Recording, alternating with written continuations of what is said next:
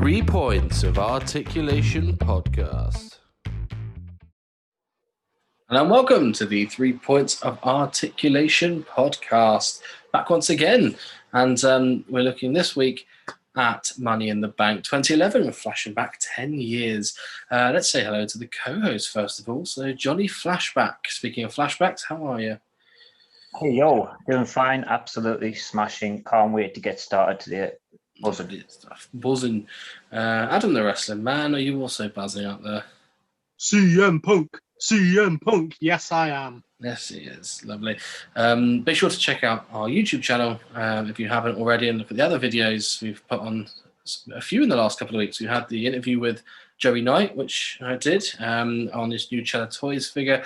Be sure to check that out. You guys have both watched it. What a nice guy. Yeah, he's come across really good in the interview, and certainly has changed my mind on purchasing one for sure, because you get to know his story and it's a really good one. Yeah, brilliant interview. Well done, Jamie, on that one.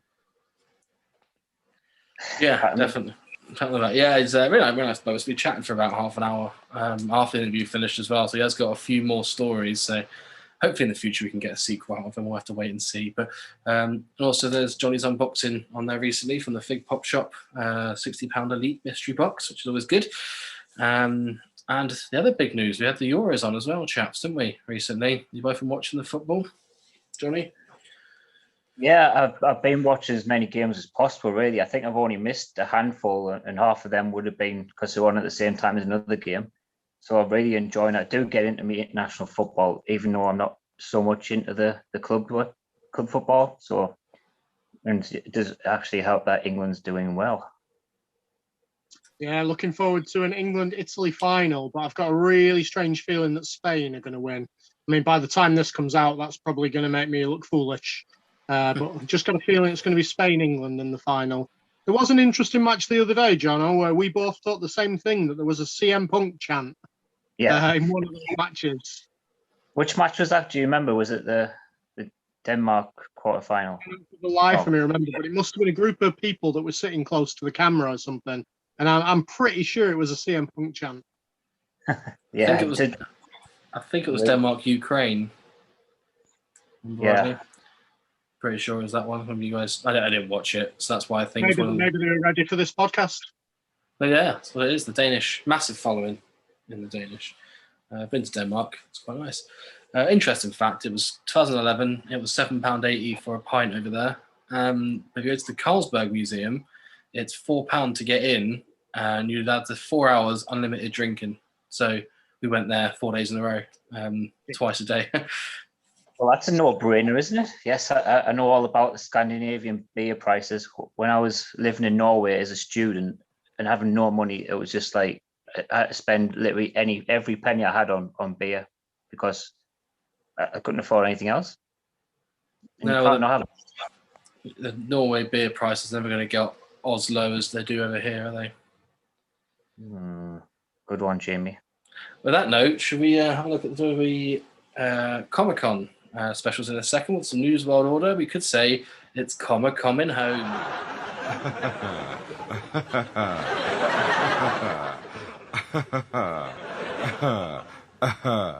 News.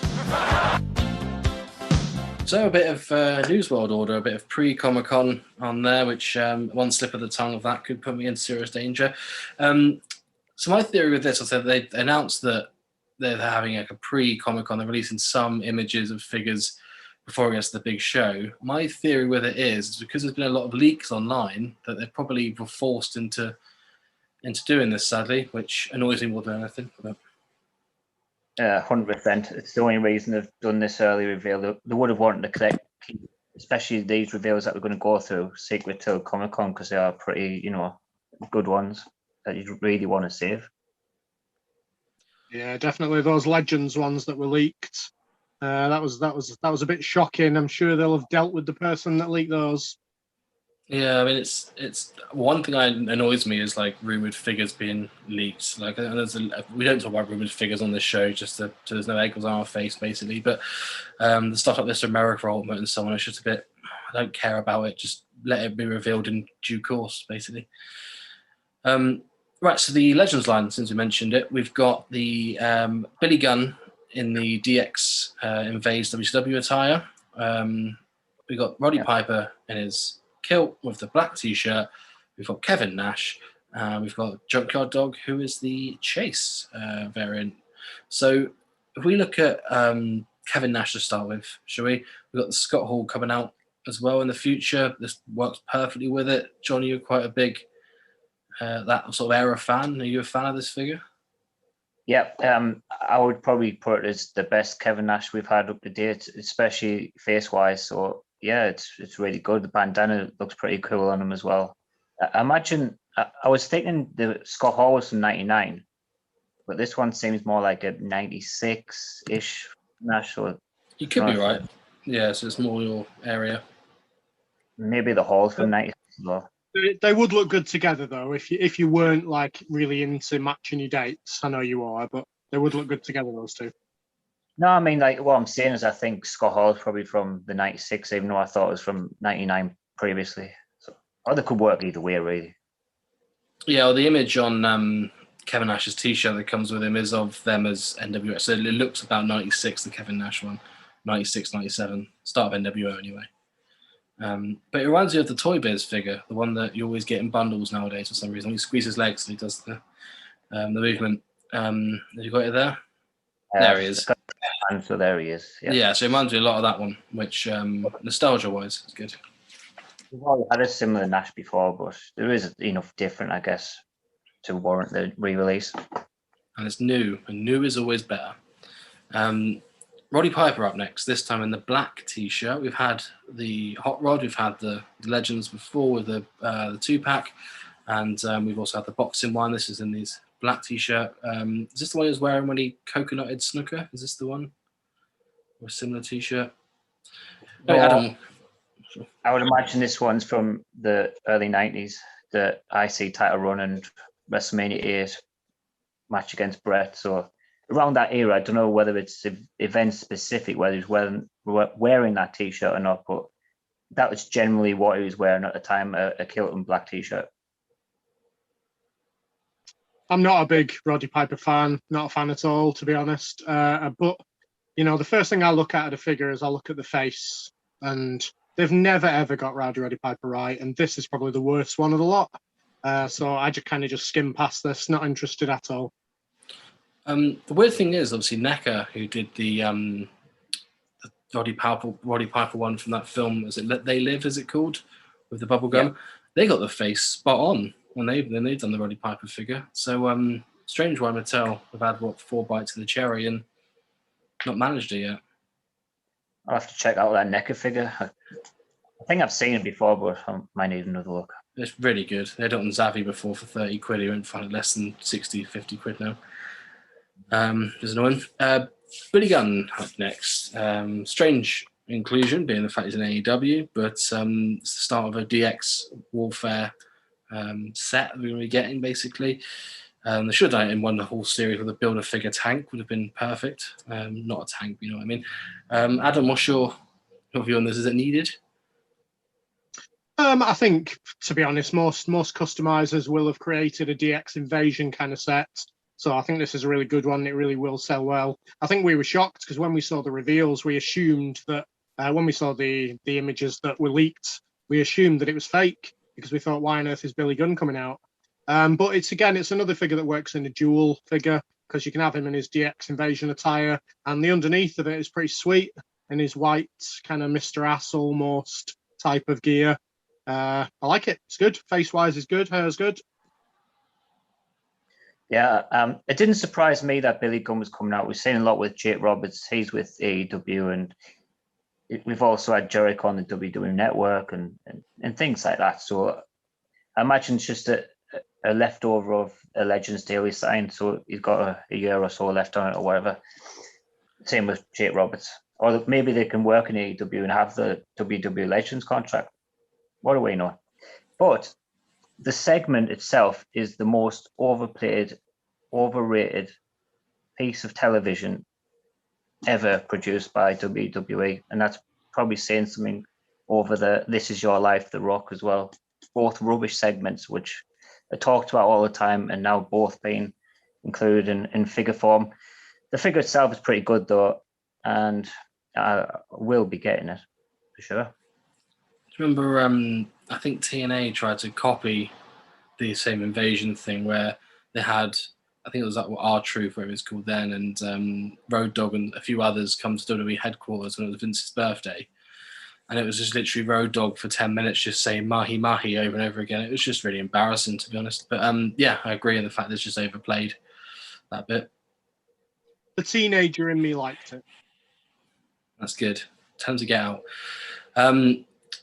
Junkyard Dog next to is the chase for this one. So we got red, I believe, is the normal. And blue is the chase. Yeah. So red and blue on there. Second Junkyard Dog, and third technically. Elite, did we need it? Johnny, it's come to you next. Is you glad of this figure? Do we need it? No, probably not, because I think, the Junkyard Dog's most famous being in those white tights. However, it is a good repaint, so sure, I'll accept it. At least it's not a re-release. It's definitely not needed, especially in chase form. Really disappointed by Mattel's decision on this one. It does come with the King of the Ring crown, so it could be another addition to the King of the Ring series for collectors investing in that. That's the only reason I can really think of. I cannot imagine something like this selling well, so I imagine the numbers will be quite low on this one. Yeah, it's weird because obviously the other three in the series, the secondary market for their previous figures is quite high. So obviously you've got Billy Gunn, which the Elite and the Hall of Champions one sells for quite a lot. Nash, his ringside exclusives as, and Piper, they're quite elusive as well. Whereas Junkyard Dog, they're quite common. So it's strange that they've used this one as the chase, because strange. It's not strange in terms it's going to be cheap to produce. It's just a repaint of the model. Yeah, it's a repaint. They've already made before with the Harley race, so it's an easy one for them. It's easy like Sunday morning. So just a little basic break.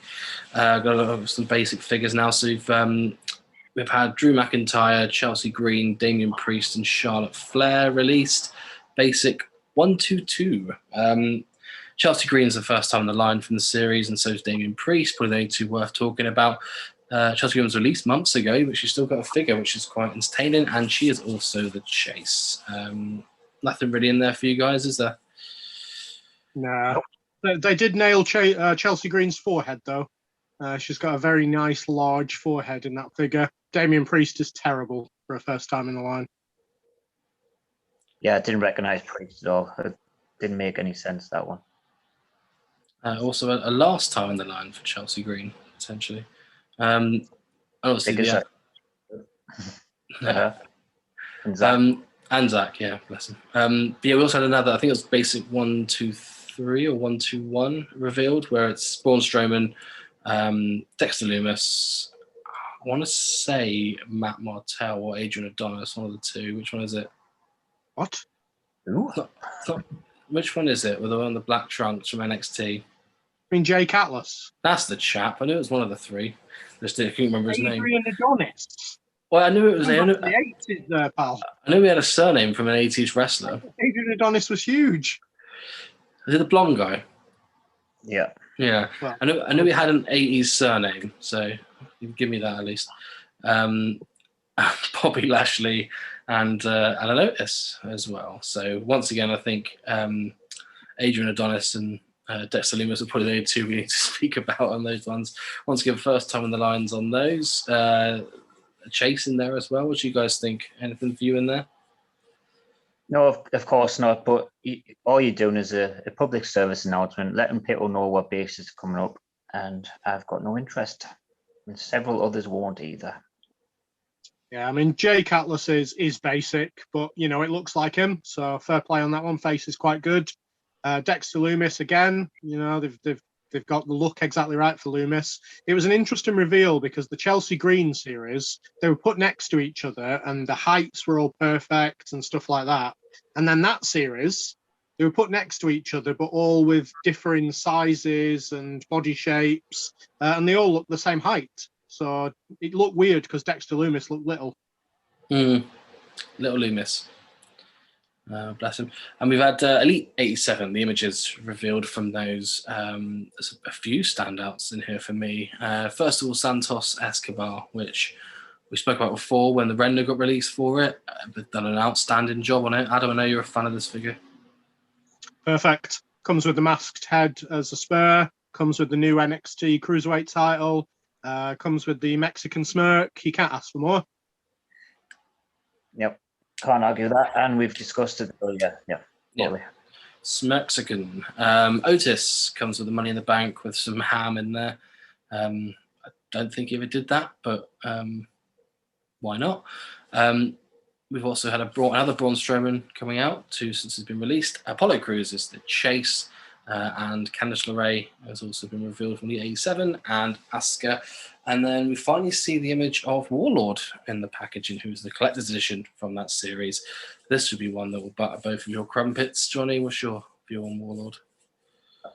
I'll just circle back to Otis, because a lot of people are going on about how it's outdated, things like that. But what I'm seeing is it represents a certain time in Otis's career where he was getting pushed. So I don't see a problem with this being quote unquote outdated. So fair play to them on that. And yes, the Warlord, excellent, looks brilliant. Just only hope we can get that Barbarian some time down the line. Yeah, I completely agree with you on Otis. It's just I don't think anyone will really want to remember that era of WWE with Otis and Money in the Bank. Terrible, terrible times. Warlord looks ace. I've already got a custom Warlord in my display, so I will put the attire on him and see which one looks better. You say that about Otis, but man, that guy was over last year. It was. Different times. General public, I guess. Obviously, with Otis being outdated, surely all figures are outdated. By the time they come out, it doesn't make any sense for it to. They're not release it the day after he changed his gimmick or anything, are they? But, yeah, but then Randy Orton, they're always outdated. Yeah, exactly. Same with Cody. That's why he's got so much. Master of the Universe moved to now very slowly because none of us really collect them, but people do, so they're worth talking about. Bret Hart, which Bret Hart looks quite good. Sergeant Slaughter, Andre, and JYD again in there. Have you guys thought about collecting any Masters of the Universe, Johnny? Thought about it, certainly thought about it. But the only way I would really collect these is removing the daft accessories and just having the base wrestling figure on display, because I've got no nostalgia really for He-Man. I know I had some as a kid, but they were my brother's toys, so he was a bit older than me. It was more his era. So surprised that Adam doesn't, because I think he's around the same age as my older brother. So I hated He-Man. So the style and the kind of figure is just not for me. Now, if they released Thundercats in WWE form, that would be completely different, because that is amazing. So Ryback Panthro. Whoa. What is it? Made by me. Oh. It looks really good. It looks like Mr. Freeze from Batman and Robin. I'll send a pic to Jamie. I've also got a Tigra Sheamus. Interesting. Yeah. Will you becoming the next zombie sailor, Adam? Well, I won't go into that. Make your own line. Make your own figures. UK only. Yeah. Moving swiftly on. So that's something from the WWE reveals. Cheddar Toys. Moving to them. They who know sold my interview with Joey, haven't responded to me. Awkward. They revealed the Giant Haystacks figure, which they had a vote on Twitter. They had a poll. There was a vote for the blue or the brown. Presented both images on there, both designed by Brian Tippin. People got to vote, and the winner was blue, but they decided to make the brown as a variant as well, because everyone's a winner. Everyone gets a point. Did either of you guys vote? Adam, did you? I didn't, but I saw on the Legion of Hasbro page that somebody suggested that, and obviously Brian Tippin is a member of that group, so that could have had some kind of influence in the brown actually being made as a limited edition one. Yeah, it totally makes sense to do both. It's obviously just a paint change, so why not? Get the best of both worlds. The rest of both worlds. Yeah, it was Sarge, I think, suggested that they do it as a chase. It's a chase, but they're just doing a smaller amount of one than they are of the other, smaller amount of the brown one than they are of the blue. That's what a chase is, Jeremy. No, but you can buy that specific one. You don't buy the blue one and they randomly send you a brown one. You've got an option of buying a blue or a brown, basically. I'll get into that conversation again. We've already covered that a few episodes ago. Go back and check it out if you haven't. And chase that episode. Johnny, news. Any further news from you?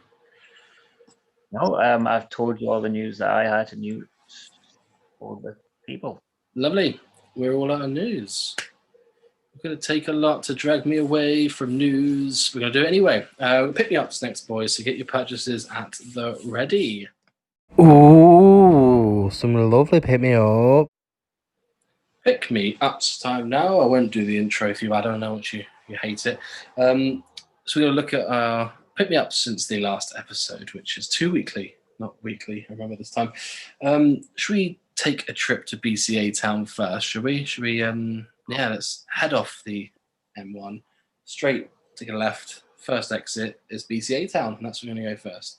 So, picked up some loose BCAs this week. So we've got a Jerry the King Lawler with removable crown, which is quite hard to find nowadays, and I got it for a very good price of £5. I got a Jeff Jarrett and a Deborah as well, and a couple of little Mankind's as well in there.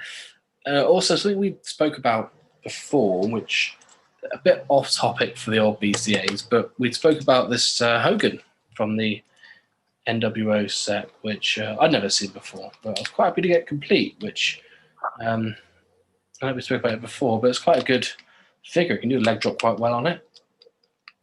Johnny, I assume we've got a Toy Biz Hogan. Yeah, I've decided to keep the other one. The first one released the more black and white NWO Hogan, so that one's pretty nice. Like we said, we think it's from the Bischoff set, which I know that the Bischoff itself is pretty rare, so I'm guessing that figure itself is, somewhat there as a rare one when it's complete. Yeah, it's the the belt and the T-shirt you don't really seem to find much of online. There just seems to be naked Hogan that you do find, but yeah, it's from the Red and Black Attack set. That's what it's from. And then some personal, I said grails, but you know what I mean. I managed to finally get my grubby little hands on the Godwins, the same Godwins. I dropped his bucket. The same Godwins that I had as a nipper. My first BCA was Phineas Godwin there, which I was really happy to get a hold of. They very rarely come up in the UK, so very happy for the Godwins in their, I guess, is that their Georgia outfit, I guess? I think so. Is it Tennessee? Yeah, the communist. Is it communism, the colour? USA was never communist. It was the Confederate. That's the one. That's the one. I don't begin with a C. Jesus, Jamie. But yeah, well, they're pretty good actually.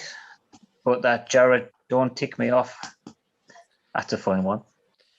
Yeah, well, obviously, as the T-shirt originally said, don't pee me off. Obviously, the swear word one, but for YouTube, we won't do it. But it's re-released a couple of times in this attire.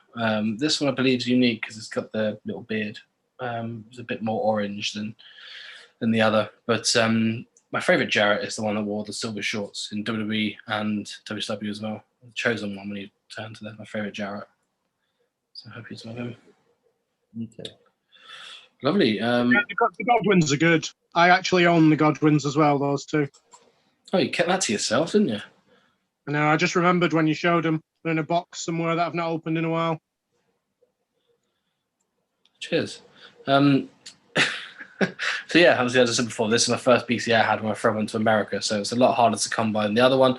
The other one I've still kept in this box upstairs, but yeah, delighted to have these in the old collection. Disappointed about the hats on those, that they're not removable. So what, as a child, I wasn't. I was quite happy because I lost a lot of accessories as a child. Like going to my nan's house and bring my wrestling figures and so on. You'd lose stuff there and then she'd throw it away. So I was quite happy just to have it. It looks better with the hat. See, I always like to wrestle with them. So it annoyed me inside if they were wearing something that they would have just had on their entrance.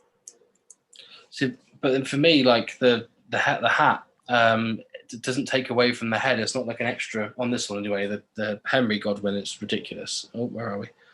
But this one sort of smooths in with the hair, so you couldn't really notice it if you're using him as a. I noticed it. Johnny, let's go to you. Yes, as we alluded to in the introduction, I did get a £60 mystery box from Fig Pop Shop. So we'll take a quick look at that and just see what we got. First up was the Defining Moments USA Sting. There's Umaga from the Royal Rumble series. Yamanga. Rhodes, that's series 83, flashback. Drew McIntyre from 83 as well. Angel Garza from series 84. And finally, we had Bray Wyatt from 85. So all that just for £60 posted. What do you think? Money there? Yeah, so I hope to since your video, Steve from Fig Pop Shop has had some more purchases of that because it's a really good deal. And so people watch the video, so yeah, it's a really good deal. Only when you get the mystery ones, so like the ones you've got there, or the newer wrestlers, that you only appreciate how good the face scan is now on newer guys. Angel Garza looks really, really good. Yeah, absolutely. I wouldn't have ever gotten some of these figures if I didn't buy a mystery box. And of course, I just sort of did it for a bit of content for YouTube and just out of interest, really, and to support Big Pop Shop, who are key sponsors for FWL, as you know. I do want to say, if anyone is interested in getting one of these boxes, you can just contact Big Pop Shop on Facebook or Instagram or wherever you do your social media, and they will be able to sell you those mystery boxes. So it's £60 for 6 elites. It is £60 for 12 basics, and it's £30 for 6 Funko Pops, all in mystery form. How much did you pay to say that? Nothing at all. My own. Yeah, just as you revealed them, Jono, I'd actually been thinking that day of getting that myself and literally doing exactly the same as you've done and doing a video on it and stuff. And then you popped up with your deal. So you saved me 60 quid. Nice.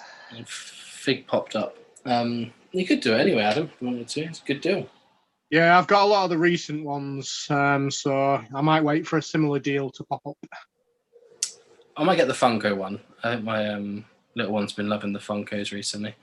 I did have, actually, as a prize from FWL, one I picked me up since it was going to be a John Cena Funko and a Buddy Murphy basic, but sadly Buddy Murphy has joined the Avengers and my son's room is currently asleep, and John Cena sleeps next to his bed, so I can't get access to them at the moment, but he enjoys them, which is part of the fun of winning the prizes from FWL.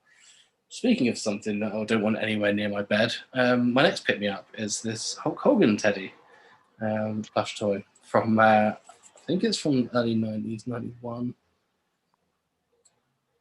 89, this is from Tonka Toys. Yeah, it was nice and weird enough for me to pick up Hulk Hogan in his pants, which is quite good. It's only £8 this cost me, which not bad condition for a 32-year-old plush. For something that's old, you can sort of see why it only cost you £8, because it is absolute trash. Scary looking. Hot kettle. It's got a bit of a bum chin, which Hogan never really had, which I find a bit weird. I don't think that's Hogan. It's like Pat Butcher or Jimmy Savile. Both have different morals. Johnny, back to you, please. Yeah, so speaking of Pat Butcher or Jimmy Savile? I've got a TNT title, Cody Rhodes from AEW Figures Jazzwares. So this just arrived today in a haul from the US. I'll reveal a bit more in due time what else came in that box. But yeah, I think it's one of Cody's probably best figure ever, I would say. You guys? Yeah, I completely agree with you. Colours wise, on the trunks look really good. The moment was relatively big for TNT, and the box looks fantastic. So Yeah, I didn't realize it came with like extra heads and a t-shirt on the side, so that's quite cool on the packaging there to include the extra bits that can sometimes look a bit unsightly in the box. To include them on the side is a really good idea. So when that first came out and it was everywhere, I was really anti-Cody at that point because I couldn't stand the fact that he kept having figures. And the more and more I see that, the more and more I'm warming to it and regretting my decision not to get it. Yeah, I did actually get 2 of these, but I'll keep one in the box and I'll open one in due course. Someone just teased me. imagine the display for the background will look quite good behind your loose figures.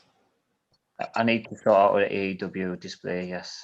But that may involve removing the belts from this room. Big job. It's like Moss Bros in there with all those belts, isn't it? So I picked up. Also, we're covering Retro Review later on, so obviously the Hasbros and so on. So I figured that, well, why not go to Nostalgiaville? And I found a story behind these. I didn't realize these existed until about a year or so ago. And I was in a comic book shop in Cardiff, and I saw them. I was like, "What are they?" And I was chatting to the guy. He had no idea what they were either. I googled them when I got home, and I was like, "Oh, they're quite fun." Well, the next day, and the shop had closed, which was annoying. Before I went, so I managed to pick up some of the minifigures, the Rumble minifigures, on the stands. So we've got Roddy Piper there. We've got Greg the Hammer Valentine there. Bushwhacker. Well, that's sorry. Mini Hasbros, in other words. Mini Hasbros, yeah, the Rumble figures. Bushwhackers there. I've put them together because I haven't got to remember which one's which. Natural disasters, earthquake, and typhoon, and Legion of Doom in there, which this is going for a while, boys. Which should be comfortable. Texas Tornado there. Hacksaw with his 2x4. Lovely. Look at that, eh? Delightful. Last 2. Mr. Perfect and Brutus Beefcake in pink trunks, as opposed to his Hasbro of the same one. So yeah, the minifigures that we got there. I know Johnny hasn't got any of these, but have you been tempted with these yet? I kind of forgot all about them for ages. Now you brought them up again. It does look a bit tempting. They are pretty nice, to be fair. I hated them when I was a kid just because there was no movement, so I couldn't really play with them. But I quite like them now.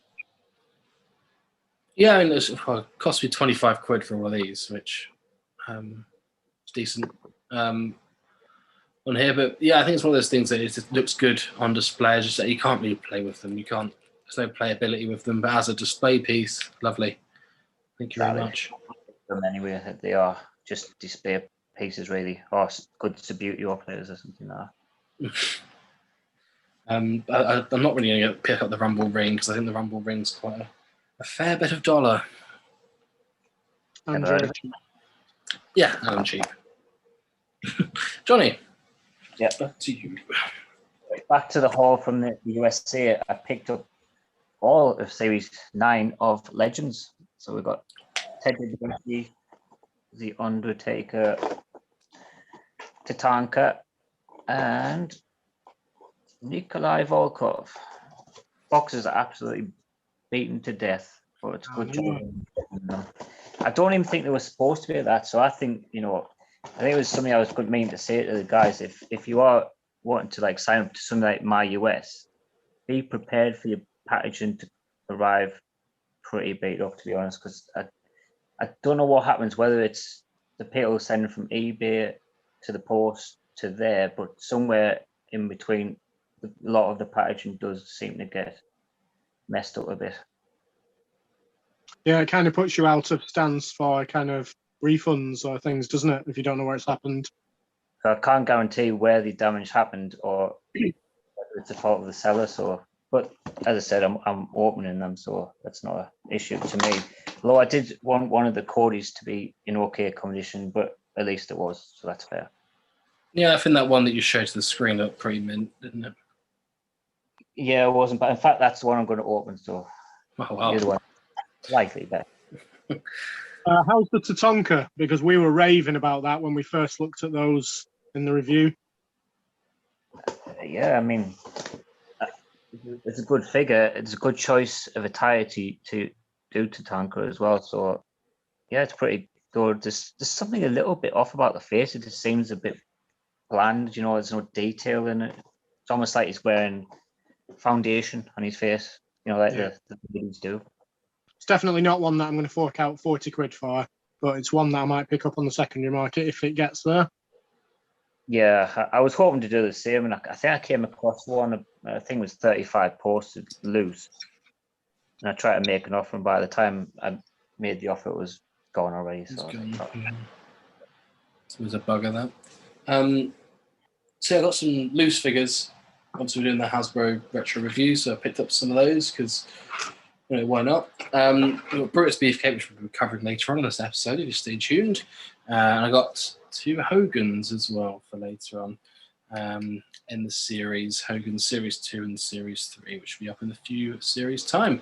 I'm only picking up a couple of Hasbros here and there, just the ones I can find cheap. But yeah, just quite enjoying them when they turn up. A bit of nostalgia. yeah, it's exciting times for you rebuilding this collection. How many have you got now? I daren't say 10, around 10, but I've got a few more coming in the post, but we'll cross that bridge when we come to it. And also from WrestleBox, they had a sale on, which I've got an Orange Cassidy, which sunglasses have just fallen down the crack of the sofa, and Rhea Ripley I've got as well, which I know you always say keep it in the box until we film the podcast, but I've got a 2-year-old who very much doesn't like things in the box, so they get opened. But you've got a 2-year-old that very much likes things in the box, but still manages to keep the figures posed how they were in the box. Yeah. What I pose it? I pose it in the thing. Talking about Ripley. I don't know how to apply to a 2-year-old about over opening figures. You just say, no, I'm not opening them, or you just don't even show them to begin with. Well, because secretly deep down, I want to open them as well. And then, we come to the truth of the problem, all right, you pair of therapists. That's the root of it. But Orange Cassidy, I'm actually quite impressed by the figure. I wasn't a massive fan when it first came out. And then, all in all, it's actually really detailed and really good. I agree. Undress him, you'll change your mind. That's what they say about me. The body isn't brilliant, but I still think the face is better than it gets credit for. Yeah, I think posability-wise, it's perfect. I don't think you could have asked for anything better than that. Body-wise, I haven't seen him just close off. Rhea Ripley as well looks quite decent. A bit skinny. She's not big by any imagination, but she's more muscly, isn't she, than the frame that they've given her here. Quite detailed for a first elite, though. Yeah, definitely. Just like one of the female member of the 80s bad punk gang. Bit of a stretch that. Johnny, back to you. Yeah, I'm still on from the haul from USA and still on the Legend series. I did get the John Cena from Series 10 and the Vader from Series 10. What's the Vader like? Vader is awesome. Can't wait to open that one. Cena, why did I buy this? I don't even know. I think I just came to buy, not cheaper, but cheaper in the sense I could get Vader cheap if I bought this with it. I know what you mean. So with the Cena, is it the Cena from last year's Mania, or is it a prototype Cena? It's a bit of both, really, isn't it? You've got 2 heads there. So you can have I think that was the one that John Cena was like. Oh, okay, last year. This was the 2003 version, so 2002, whatever. I guess that makes sense. It's sort of not like the Dudleys scenario we said about before, isn't it? It's nothing like the Dudleys. The Dudleys are not flashbacks at all. There's no way they are 2015 versions of Boba and Devon. I think it's splitting hairs there. But Vader is a very good figure. Yes, it is. Yeah, I've not got it yet. I don't know how I've resisted, but I guess it doesn't really fit in with anything that I'm collecting at the moment. So it would just be kept in a box, and I don't really want to do that to that one. It's too nice. Surprising, the saying it's a bit of a peg warmer over in the States, so but it might just be that they've produced a lot of them, which is probably what was needed, to be fair, because it is a popular character. Yeah, we haven't really been hearing. I remember when the Legends first come back, and all we heard for a while was how many you get in a box and how many, like, I think it was Warrior. Was it Warrior Jake? Greg Valentine was the first one. And Razor. No, Razor was in there. And also we heard, wasn't it, was how many were in a box. I haven't heard that from this series, which is strange. Maybe I'll stop rambling. It's a bit funny because they've only got DDP and Brutus left, but they're online exclusives only. You can't get them in shops, apparently, or at least not yet. But even still, people that pre-ordered them, they still haven't got them. So it's a strange one. It's unsure whether they're actually going to go to a different retailer other than Target. So watch this space. You might be able to get them on Ringside or Amazon, maybe. Or Smiths, hopefully. I got a wrestling program, which the guy threw in for free when I picked up the Hogan's and the Beefcake. It's WrestleMania 20, so it's the full official program from the event. It's actually, I had a little flick through. It's actually like a really cool. I'll try and find pictures for it. So it's got all the matches detailed from the actual event itself, and then it goes into a bit of detail and a bit of history about WrestleMania and so on. So it's a really cool piece for one of my favorite manias, which is. Couldn't do that now because they only seem to finalize the Mania card 2 days before the event. Or 1 day. Well, cards, so it's a change a lot of time on there, isn't it? But it's also got all the posters and like ticket stubs and stuff from previous events, which I thought was quite cool. And then on the back, in the little index, it's got everyone on the card and their WrestleMania records and who they fought and so on. So quite a fun little program piece. Yeah, it's a nice little bit of history. If I get them, I tend to have a quick flick through, have a bit of a read, get a bit of a reminder of what happened, and then I do exactly what the seller's done with you and just forward it in, kind of slid in somewhere with something else that they buy. So maybe you can pass it on once you've had it. No. Yeah, I think I am giving things away for free. I don't know. It's quite a fun little magazine thingy. But yeah, back to you, Johnny. Yeah, this would be my final one of the look. I got this fun little bundle on eBay. Really, it wasn't too expensive or anything, but it came with a lot of some figures. There's a ring, but also come with a few little fun tidbits like the WWF poster book. So it includes some quite big detailed classic posters of Hogan and Slaughter, etc. There you go, Jake, Bulldog. I'll go through them all. What I tend to do with those, Johnny, is I have a little flick through and then I forward it on to someone else that I've sold things to. Yeah, Big Boss Man, Undertaker, and that's it. And also, like on the back, it has a little bio of them. So the back posters, some things wrote on there. So that's the first thing. And the second thing is WWF masks. Oh. I got any of you? I'm going to wear a couple of masks. Oh, here they are. We'll try a couple on. This is fantastic audio, but there's a Hulk Hogan mask. Let's try and put it on again, Johnny. See if we can. Duggan. Actually, quite suits you, the Duggan one. You look like Brian Pillman Jr. when you put it on. Yeah, and that was that. So it also comes with some quite interesting old British wrestling posters. The event seemed to have happened in Boreham Wood, so anyone's from that area of the world, this is where it happened. That's where they filmed Big Brother. After, go back a bit. That's Fifth Finley as the main attraction on this card. Is Heavyweight Explosion 1992, and that's Dave Taylor there. I've never seen this guy before, but he's called the Amazing American Hawkwind. So there we go. Heavyweight Explosion. Yeah. Japanese action is Sambo Izuka. And some other silly names like Superfly Jimmy Ocean. Not on anyone else there. Rob Brookside is another famous one. But yeah, that's an interesting one from 1992 British wrestling.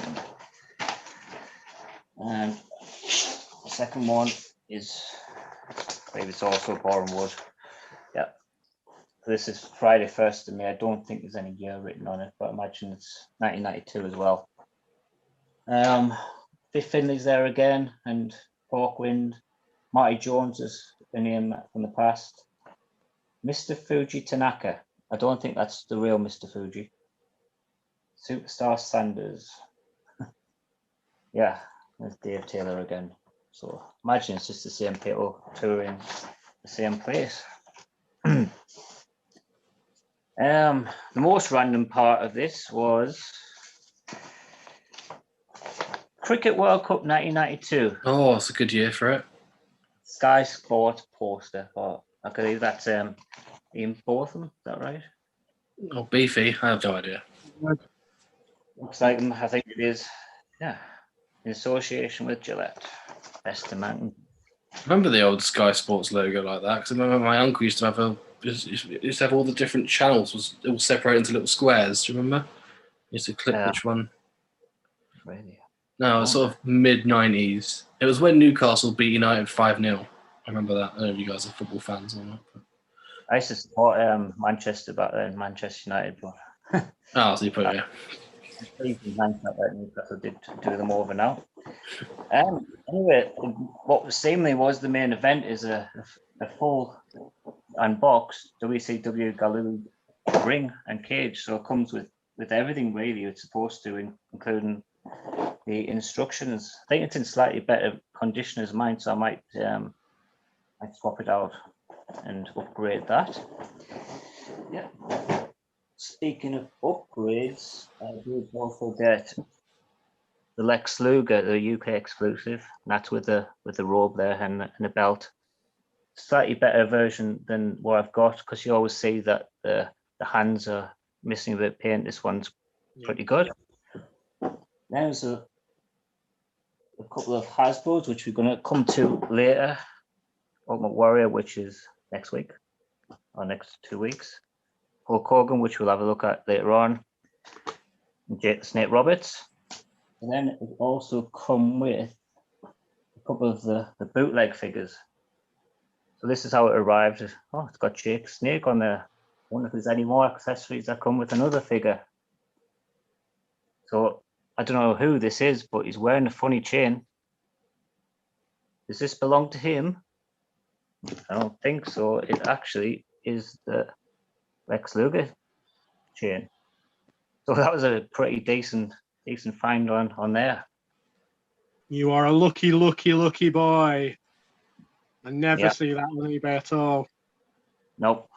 So yeah, it's a pretty good find, especially for the price paid for the bundle. I wasn't worried, but I was thinking, are they actually going to post this one? Because it was a really good deal. It just maybe it was a case of selling, not knowing what he had. You were messaging us worried. I never even told you about this till now. You did? No, you were just worried about whether it would turn up. You hadn't told us what it was. But I think you're very lucky to get a chain and 2 Boreham Wood posters. I think I'm also a bit unlucky because it's probably opened the can of worms to get that the stick that Big Josh had. Oh, the axe handle. Yeah. I'll keep a lookout for you. Sort of deflates my last one a bit, if I'm honest, because I know how sought after that chain is. It's probably Steve Austin. It also comes with this belt. No idea where it's from, so maybe if anyone watches it, maybe tell us where it's from. Just a belt, a white belt. It's possibly from these figures. If it is, Maybe. let me know. Could be the Hogan. No, that's too big for a Hogan toy biz, isn't it? I was just looking at that one. The weird thing, I'm not sure where that is from. Yeah. Answers on a postcard, please. So yeah, my final one, which as I said feels a bit deflated now, but I've got a sealed WWF action ring, which it's relatively, I can't see over it. You can see the whole thing, but which is quite fun. It's yeah, very much sealed on there. It's for use of WWF superstars, which on the back you'll see the Finisher Move series as well as the Bone Crunching Awful series that they did, and the R3 Tech series on there. Might do a little video, might put it together, and like Johnny did with the real scale AEW ring. I'm sure no one's going to carry me putting this together, but it would be a fun little video, wouldn't it? But did either of you own this as a youth? I did not. I'm pretty sure that the seller wrote, "Please, somebody just take this piece of trash off me," and then put it really cheap. Is that the same one? It's the same one, but it wasn't that word you used. It was Something like that. And as soon as I seen that, I seen Jamie will have it, and he did. Yeah, really happy to have this in my collection. Thanks, lads. But yeah, I'd say well, I need to get a monster ring, but I think all in all, it's not a piece of trash at all. It's a lovely little ring. I don't know what he's on about. Who wouldn't be happy with this on Christmas morning to wake up? We walk downstairs. Santa Claus has been. What's that wrapped under the tree? Is it a new PlayStation 1? No. It's this. It's not a WCW glue ring, is it? No, it's not. It's I'm gonna be bitter. You know what? Are you opening this, or just going to keep it as it is? As I said before, I might open it and put it together in a little video. I think what it is with those rings, the kind of the posts bend in really easily. I think it's the same ring I'm talking about. I don't think they were very good. No, they're not very good. But these have little things at the bottom to stop them from bending inwards. So Monster Ring is the next one I'm going to get for the BCA figures, because that's the one I remember having as a child, the repainted LJN ring they released. But yeah, lovely little. Showing my ring off on camera. Brilliant. So next up we've got, that's it for Pick Me Ups, isn't it? That's it for Pick Me Ups. We're on I have nothing for the first time in the history of the pod. I did not buy anything in the previous 2 weeks. We weren't ignoring Adam. We just knew we didn't have anything. He's got his T-shirt. It's from the last one. So he's got no much money. It's not even funny. Lovely. So yeah, let's end on the chain actually, because I think that's a better ending than a crappy ring. Yeah, but the chain's one of the sought after things in the glue collection. That and the hammer. It's actually worth probably more than the majority of the figures, I'd say, isn't it? Easily. Which is craziness, sheer craziness. But yeah, break it down. Second up next, boys. Money in the Bank. Let's do it. Break it down.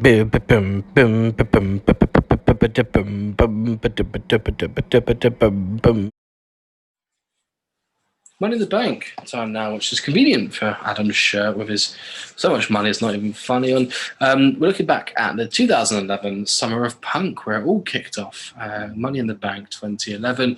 Big storyline going into this was CM Punk and John Cena. CM Punk being out of contract, dropping the big pipe bomb moment, which is infamous now. Boys, 2011. Adam, what's come to you? Where was you, and do you remember this event? Yeah, it was one of the events that I was most looking forward to that I can remember in a long, long, long time. To be honest, I didn't really care about the card. I cared about CM Punk. And I think the majority of WWE fans at the time cared about CM Punk in this one.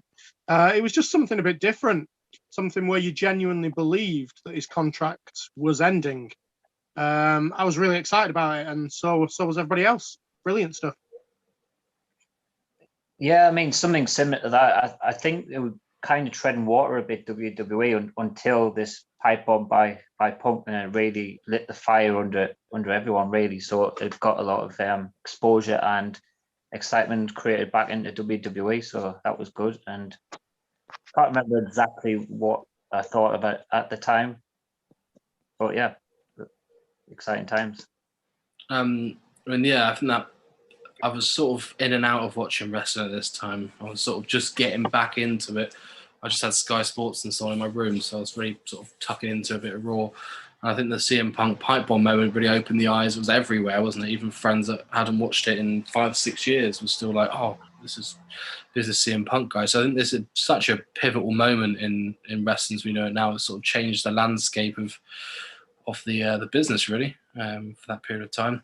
And also, R-Truth beat John Cena in that match, which nobody speaks about, which is quite funny. So yeah, to start with the event, Santino Marella and Vladimir Kozlov on the dark match beat the new Nexus of David Otunga and Michael McGillicuddy. There's not even a time for it on Wikipedia. It was that pointless of a match on there. Can I just rewind a tiny little bit first here? You carry on. So I want to talk about the promotional poster for this event. Oh, God, yeah. So it was one of the most anticipated events in the history of WWE. It's been built up absolutely spectacularly. CM Punk's pipe bomb, brilliant. What is on the promotional poster? Big Show and Hornswoggle in their pajamas reading a bedtime story about Money in the Bank. What on earth was that about?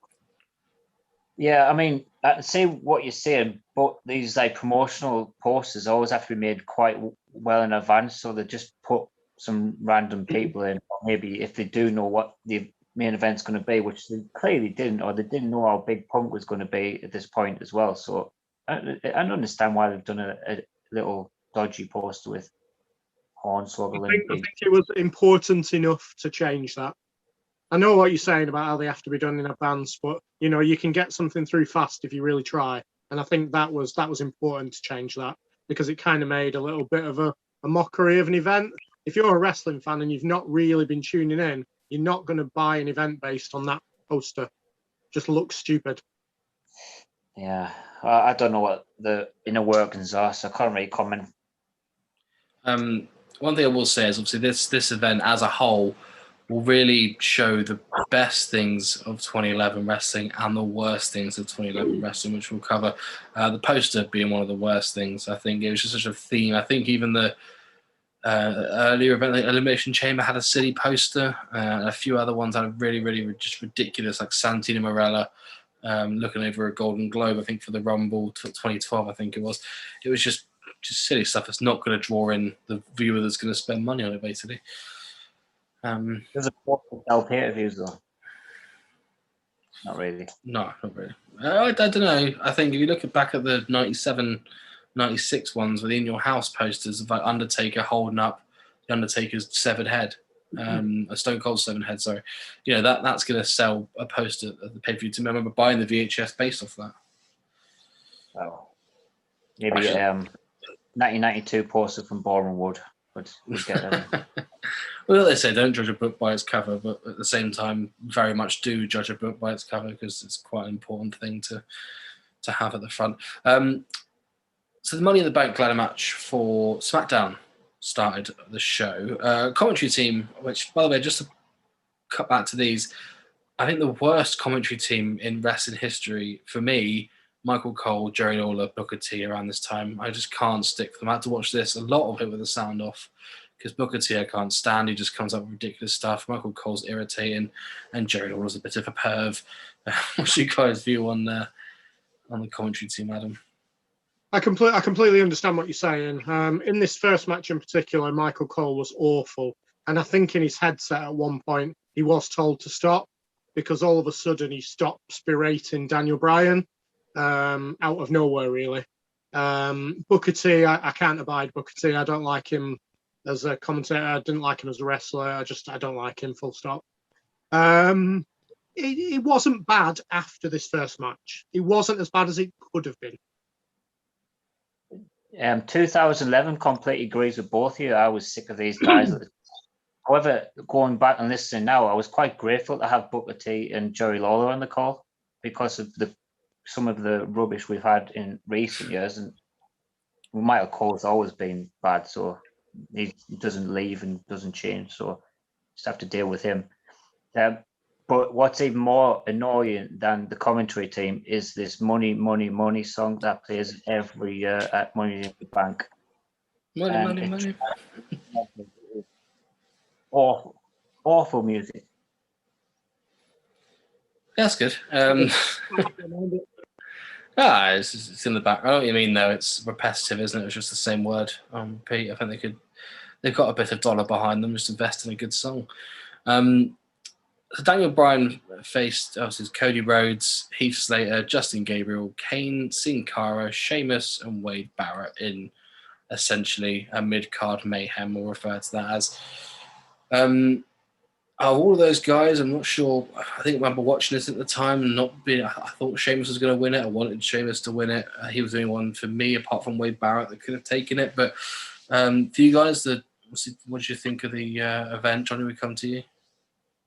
The two things I remember going into this match, what I remember happening was A, Daniel Bryan won, and B, Sin Cara got injured during the match. That's all I remember from what happened in the match. And yeah, so I was kind of looking out for when Sin Cara got injured, and obviously it was pretty obvious when it did happen.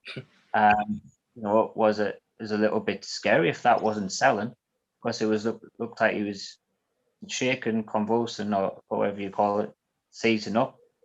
So maybe that was completely legit, and if it was, it could have been a very scary moment.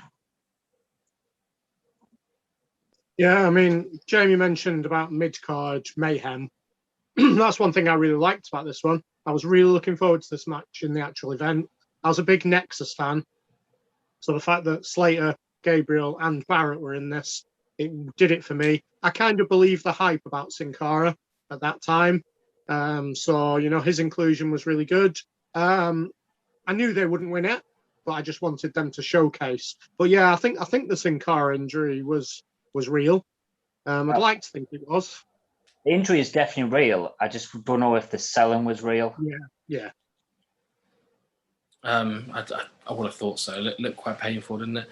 But I remember the SmackDown around this time was really, really good. And I think these guys were certainly, maybe apart from Kane, these guys were sort of up there with the higher mid-card. So when I say mid-card mayhem, it's definitely not a bad thing. It's certainly, you need that for Money in the Bank. I think it should be full of mid-carders, just getting that little elevation up to the next step. No pun intended on the ladder, but Daniel Bryan won, which for me, right winner for you guys. Do you like Daniel Bryan winning? Yeah, it was either Bryan or Sheamus, because during the match, Sheamus seemed that he was really well over at the time. I don't know if he was a babyface or a heel at the time. Can you remember? Either way, the crowd liked him. I think it was on the cusp. If I remember rightly, there was a face turn when the wrestlers got stuck somewhere. I don't know whether they got stuck one end of the country and there was a blizzard or something. So only 6 or 7 people appeared on Raw. CM Punk was one of them. He was on commentary. Triple H was there. And Sheamus came out and got a really big pop. And I think he then turned into a face from that. I think it was around this time. So whether it was before or after, it was around this sort of time. Yeah, that was the volcanic eruption in Iceland. Remember? That's the one. So that would have been... stopped Robert Lewandowski from joining Blackburn Rovers. That did.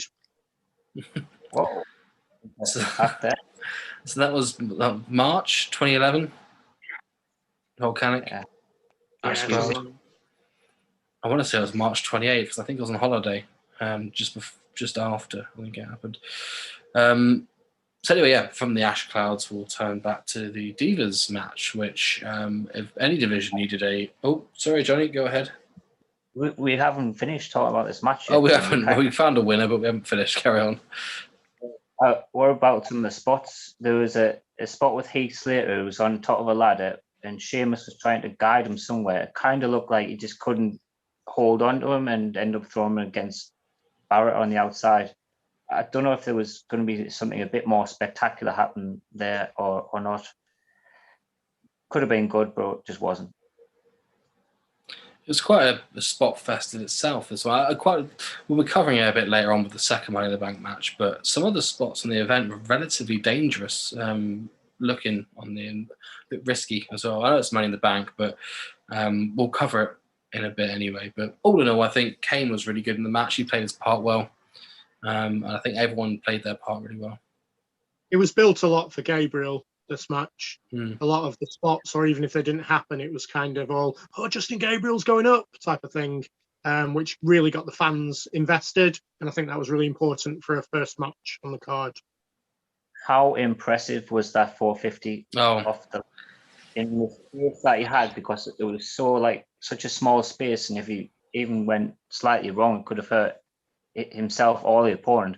But I mean, just that 450 in general by game was really over at the time. It was a devastating move, and he could have went far based upon that finisher, but he just never did. Yeah. I think I read a couple of interviews at the time with people saying, what move do you really not like to face? And they both said that 450 splash absolutely kills the ribs and stuff.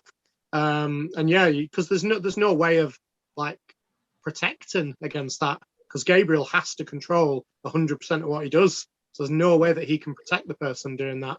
But yeah, there is just has to land properly. Sorry. Yeah.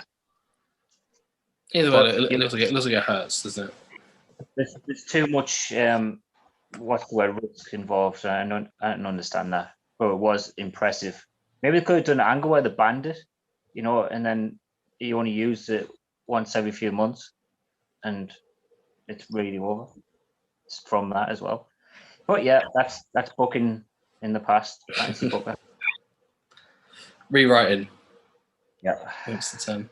Are we right to move on? Go on then. Kelly versus Brie Bella. Let's keep this one short and sweet. Like the match itself, it was not good whatsoever. This match, the King was a bit weird on commentary, but for a title match, it got under 5 minutes. Adam, what's your breakdown for this match?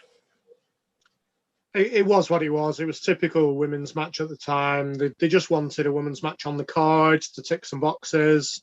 It was a way to get Eve Torres out, who was the hottest one in it at the time, with Kelly. To be honest, the Bellas, like looks-wise and things, that was probably their best look that they've had in the WWE. I don't know why they didn't just continue with their attire and the way they did the hair and stuff like that, because they looked amazing in that match.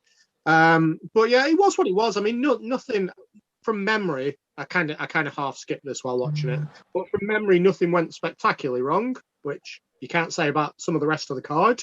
But yeah, it was just filler, wasn't it? Well, you half skipped it. I completely skipped it. Move on. Only 4 minutes. The Bellas after the match did sort of shout to the ring. They shouted, "How can she win? She doesn't eat. She doesn't even eat." I think was what she shouted. And they said it 2 or 3 times as well, as if it was a planned thing to say. Oh, it was definitely planned. It was weird thing to say. Mark Henry versus Big Show. Unless obviously Johnny wants to talk about some of the spots in the Divas match. Of course, if you missed any from that. Yeah, Mark Henry versus Big Show. Battle of the Behemoths. This was an old school setup for a wrestling match. I think when Mark Henry attacked Big Show after a match a few weeks before, put him for the ring announce table, which everyone knows is just classic setting up a pay-per-view match. The start of the Hall of Pain run. Johnny, has come to you first on this one. What did you think of Henry versus Show? Yeah, I'll start off by saying I did Adam and this match and half skipped it. I didn't skip it completely. As you say, it is the beginning of the Mark Henry push, his biggest push of his career. At this point, in fact, probably 5-6 years before this, I stopped caring about Big Show because of all the heel and face turns he's ever done. So any match he's involved in, you just can't really care about. I suppose it was a convincing win by Mark Henry, but Big Show should never have kicked out of the World's Strongest Slam if they wanted to get that over as a finisher. I can't remember why I wrote this, but I said the Big Show was selling like Nessa from Gavin and Stacey. I think he was going, oh. I don't know why that was. I can't remember exactly why that was. And I noticed an amazing Cena lookalike in the crowd that match. I've got to now find a picture of this guy, haven't I, and put it in. Mm-hmm. Cheers for that, Johnny. This is why I know it's a good ball of the match, if I'm honest, because it dragged on a bit, especially after the match. It was exactly 6 minutes long. So, yeah, as I said, after the match, it dragged a bit as well. It served a purpose, didn't it? It was the start of Mark Henry's push. They made him look as dominant as they possibly could. I think I can imagine the conversation in my head. They've said to Big Show, "We're going to push Mark Henry. We need to make him as dominating as I can." And Big Show said, "Well, I need something." So they've given him that kick out of the first World's Strongest Slam, and that's all that he had in that match, to be honest. Yeah. Poor Mark Henry. But yeah, I think all in all, it's just I'm just glad it didn't end in a superplex and the ring collapse, which whenever Big Show faces a big guy, that was listen to do.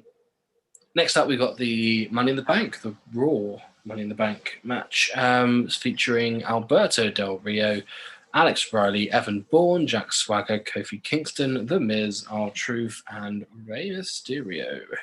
Can I go? Yeah, carry on. Can I go? You go. I will put it down now that this is the worst Money in the Bank ladder match in history. Absolutely abysmal.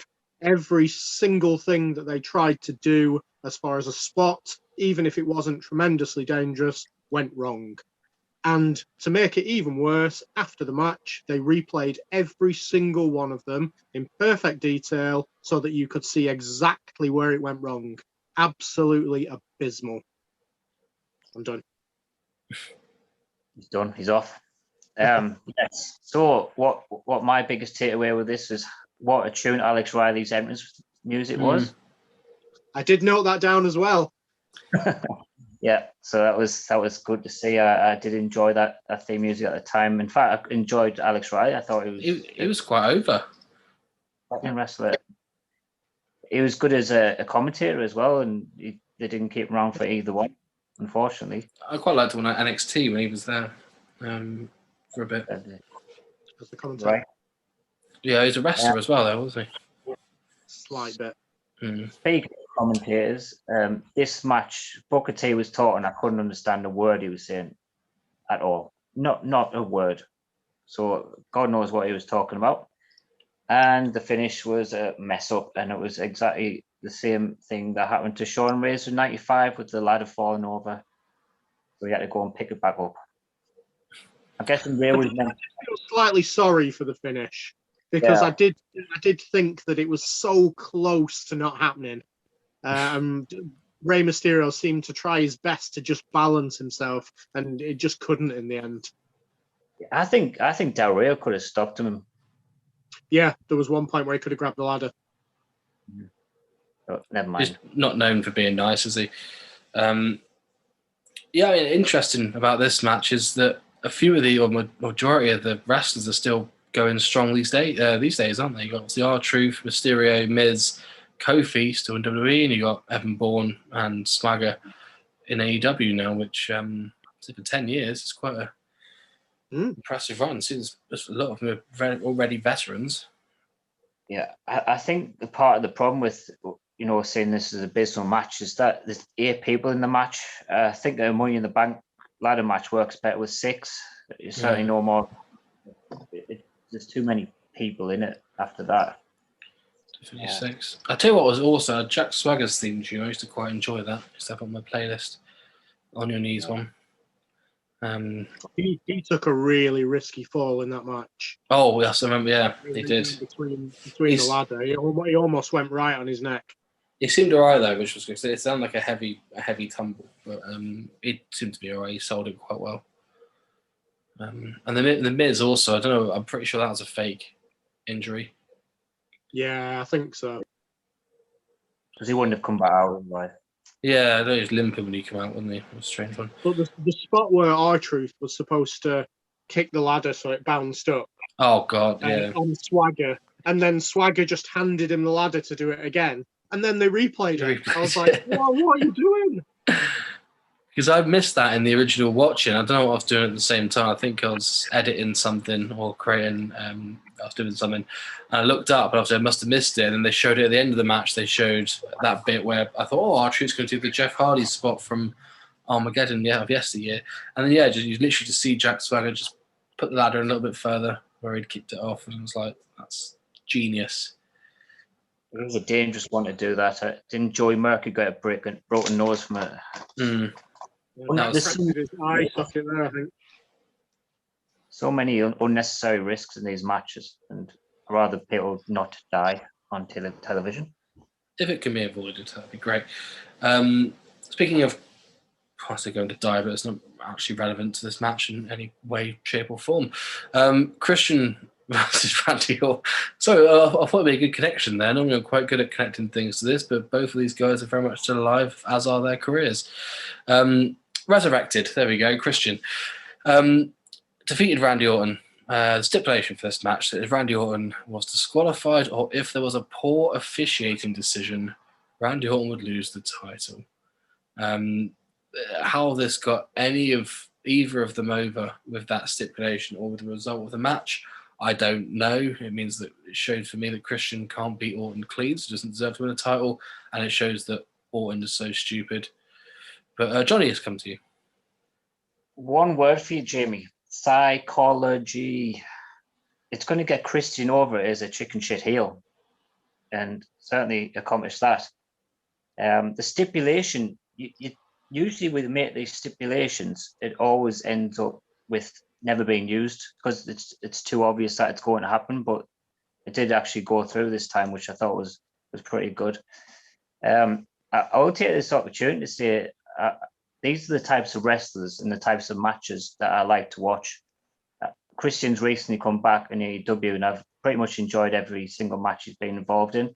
Been a bit of a breath of fresh air. So he's from that era, where wrestlers were starting in territories, so they've been trained not by a WWE system or in the current indies, and where they're like, classical wrestlers really.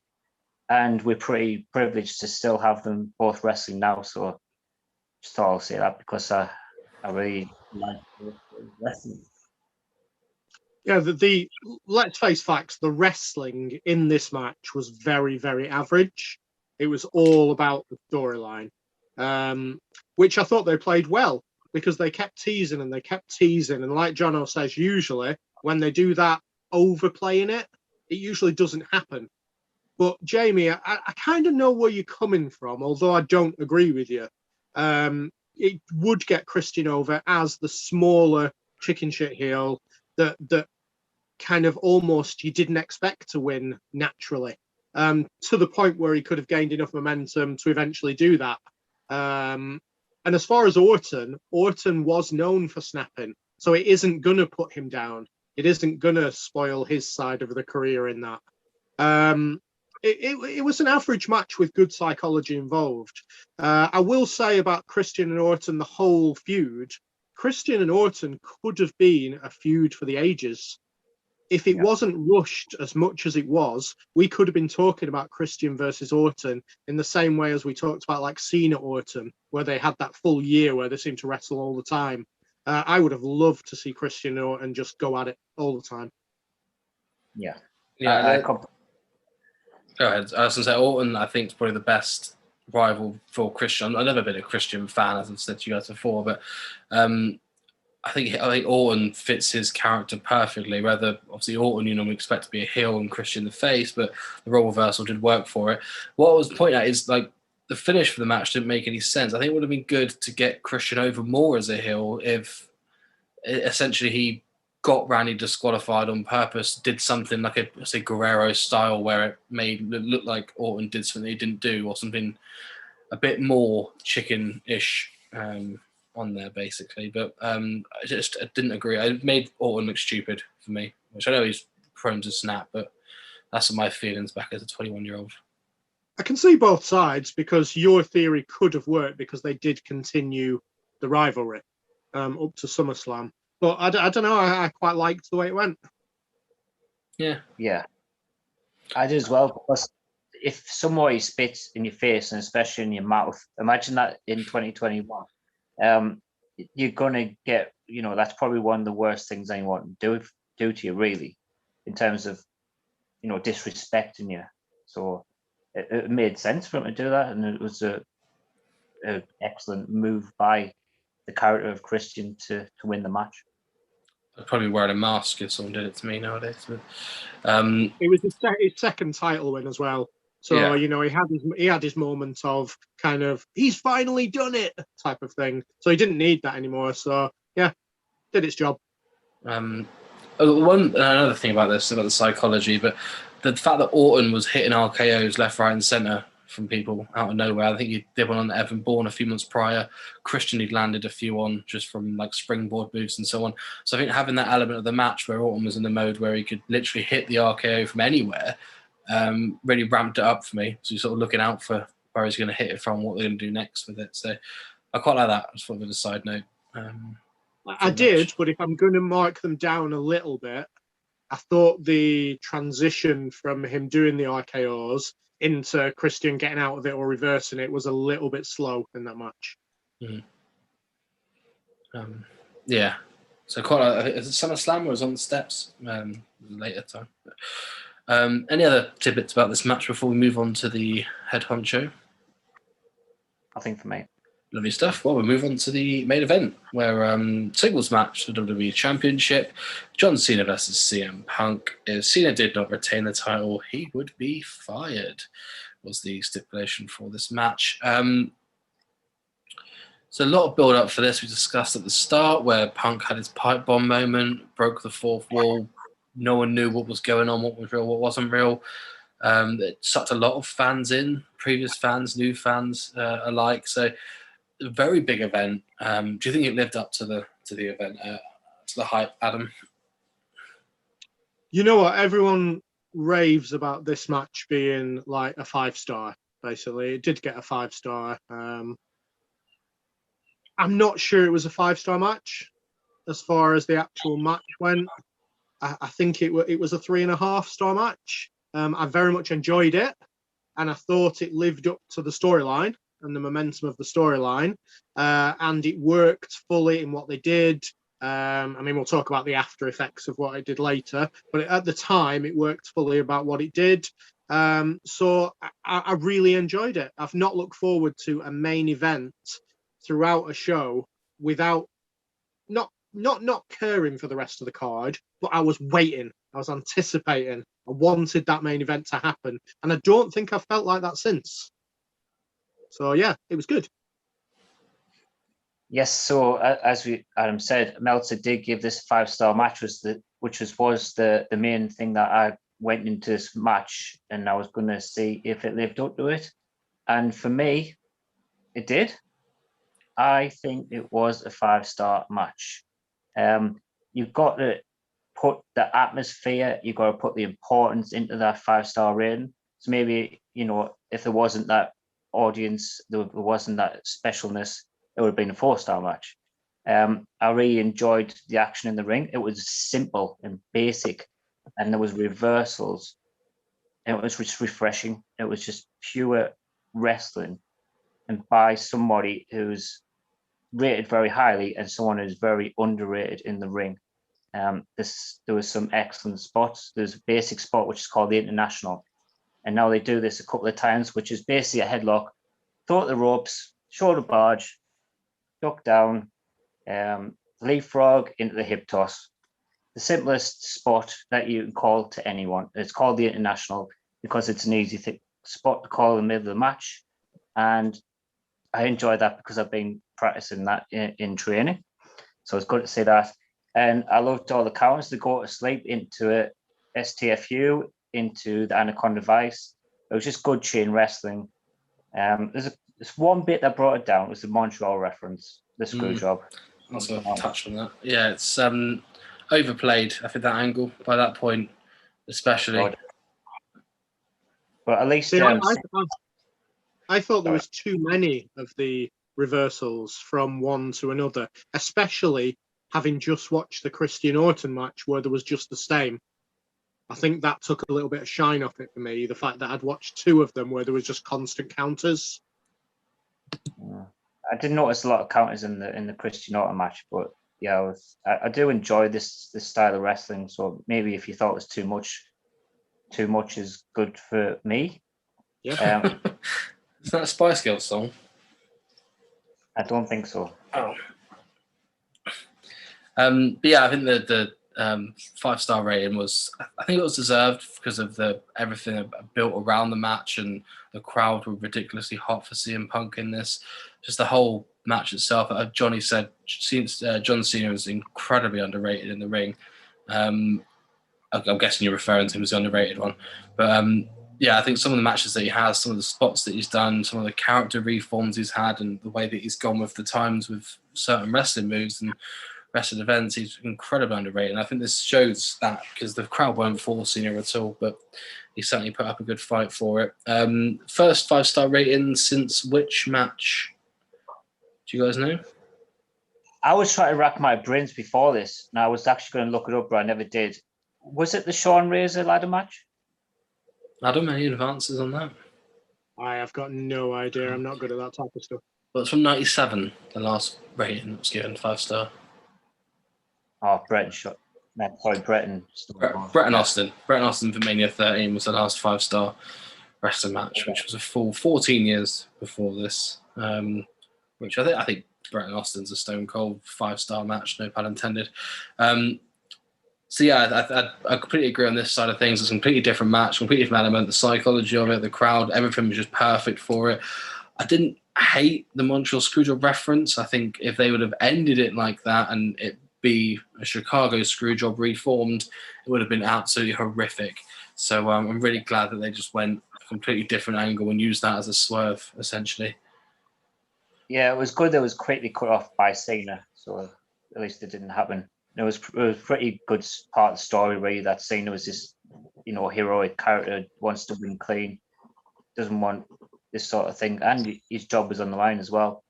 In which I guess we've seen Cena got fired twice in less than a year, because he got fired last year when he was with Nexus. I'm sure that was some sort of... Because him. So that was played, I guess. And then obviously after the match, when we had the finish, CM Punk wins. They had Del Rio come out, which I remember watching the main event, and I thought a heel wrestler is going to win the Raw Money in the Bank match, because in my head you fantasy book it like he's going to come out, he's going to cash in. That's how they're going to stop CM Punk from leaving with the belt. I thought all the way along that's definitely going to happen. Del Rio wins the ladder match. That's definitely going to happen. He's going to come out. And once again, you get a big swerve, which I thought was absolutely perfect, because us smart marks think that we know it all, and they've done us there. So I quite enjoyed that. Yeah, that bit was over and done with, nice and quick, exactly as it needed to be. Yeah, it wasn't Del Rio that came out. McMahon got in the commentary and asked for Dalberto to come out. Dalberto! So I think he half forgot his name. But yeah, I'm glad that didn't happen. I think the crowd's a little bit like it was at ECW One Night Stand 2006, in that they were just so anti-Cena, and I think if Punk didn't win, they would have rioted. You could hear the massive difference in the chants when they were going back and forth, because it was all like, let's go Cena! Cena sucks! So you could tell it was like the little kids and then the grown men who would riot. Yeah, it was really fun. I enjoyed that. Lovely stuff. Well, the event as a whole, boys, as I know, Money in the Bank 2011, it's one that you have to sometimes tuck back into, because it is essentially a piece of wrestling history, as much as you want to admit it or not. But for me, it is. What did you guys think of the event as a whole? Would you recommend it to a friend, Johnny? Sure, why not? I do recommend it. The Money in the Bank matches weren't great. In fact, the whole undercard wasn't, but I did enjoy the 2 world title matches. Yeah, I mean, I really, really, really disliked the Raw Money in the Bank ladder match. I remember disliking it at the time, and I disliked it even more when I rewatched it now. There was filler in it, but there is in every pay-per-view, I guess, especially around this time. But I was just so looking forward to it. And I haven't been that way for quite a long time. So, something sparked me. That's our Money in the Bank flashback, or cashback, technically, if it's Money in the Bank. Can I have that? Is that a good joke? We'll find out. Wonderful. So as far as WWE, they actually rate it as their number 2 pay-per-view ever. when they did a list. This is 2013 that they did the list, and they rated it as the number 2 pay-per-view ever, and they rated the Cena Punk match as the number 4 WWE World kind of title match ever in history. So yeah, big stats. I know it was 2013, but that's 2 years later. So, and I think had Punk left by then? I'm pretty sure he had. No, 2014. Did he 14? But even then, he probably wasn't highly rated in the back staff type of thing. So yeah, pretty high ratings on that one. I was really disappointed it petered out very quickly afterwards, because it was only about a week and a half until Punk came back. It was a couple of Raws later, wasn't it? Where he reappeared. I was pretty gutted about. They had a tournament where Ray won because Cena had been fired, Punk had left. They had a tournament for the WWE title. Ray beat The Miz earlier in the night, and then Cena came out and beat Ray, whose title run lasted about an hour, and then Punk come back after that. Yeah, it was just too rushed. Like you say, this could have dragged on to, at least SummerSlam. Yeah, well, at least, yeah. There was a couple of things in the meantime. Punk appeared randomly at the San Diego Comic-Con with the belt, and then he appeared at some kind of thing called All American Wrestling, which was actually a fundraiser event for somebody. So I assume that's why he was kind of given permission to go there. So there was a little bit of mystique for a week. Mystique for a week. Lovely. Let's move on to our retro review coming up next, boys, and tuck in because it's Series 1 of Hasbro. Retro review time now. We've moved on. We've moved away from the Mattel Legends series and on to everyone's childhood favourite series, the Hasbro line. Running from 1999 through to, I would say, 95. And all of our childhood memories from car boot sales of yesteryear have been thoroughly enjoyed with Hasbro figures. One thing we'll point out about Hasbro before we get into the actual figures is, since I've been an adult and looked into a bit further, I've noticed, it told so many things about the Hasbro figures. I'd even noticed before about the repaints and the repros as well, the ones that they didn't make, which I'm thoroughly enjoying being an adult and looking back at the line as well. So, boys, memories of Hasbro's as a kid. Johnny, let's come to you first. Yeah, it's first figures that I ever come across. My older brother got some before I did, but obviously I think he quickly grew out of it, and I just sort of continued it from there. I believe the first ones we got were the Ultimate Warrior and Macho Man from Series 1. Yep, I had everything up to the expensive series, really. I had Dusty in that. I used to play Royal Rumbles with them mainly, put them behind my back. I used to have multiples of certain ones, so if I had like one which had a slightly speck of paint on it, then I knew it was somebody else. Or if they had a bit of paint rub on them, then I pretended they were somebody else. So yeah, they're absolutely brilliant to play with as a kid. I remember going through about 7 or 8 Hasbro rings because I just kept breaking them and not being bothered to fix them and just getting another one. Because they used to be cheap as chips to get on the car boot sales. Money bags at hand slip there. Or even chips are expensive now, that's all I'll say. But yeah, I think it's the same everywhere. I think my local garden centre had Hasbro figures that were that popular and that cheap as well. I think they were like £3-4, which is crazy nowadays, isn't it? So yeah, first up, boys, figure, the whole series in alphabetical order. Part 1 of Series 1, Akeem, the African Dream, is up first. There's Johnny representing him, and there's Adam. I don't have Akeem, so no Dream for me. But yeah, his lovely entrance attire with his hat, his fez, I think they refer to that as, and his lovely little jumper, like a yellow cricket jumper. We've been posting these figures all week on the Legion of Hasbro Facebook group, which seemed apt at the time. So thank you, Phil and the guys, for that, who have been, obviously the group members have been writing their comments and writing their scores. Quite literally, with Dan Ratcliffe, who's just been popping his score on there, nothing else. But also, yeah, some of the members have been putting comments and what they think about the figure. So first of all, Dan Bassett, we'll cut to him first. So he's 9 out of 10. He's given this figure. He says, very colourful character, brings back the Christmas morning buzz. He was just about gone when he got into it, but he had the figure and rented the hell out of all the pay-per-views. Was the main eventer and is fed till we split in half and never really the same without the... And then something else in Irish at the bottom. But yeah, Johnny, let's come to you for your review and your score on this figure. Oh, wow. So we have just reviewed this in the Legends series, so it's kind of like, how would it go against that one? And it's also like, how would you score Hasbro differently to how we scored the Legends or we scored retro figures? So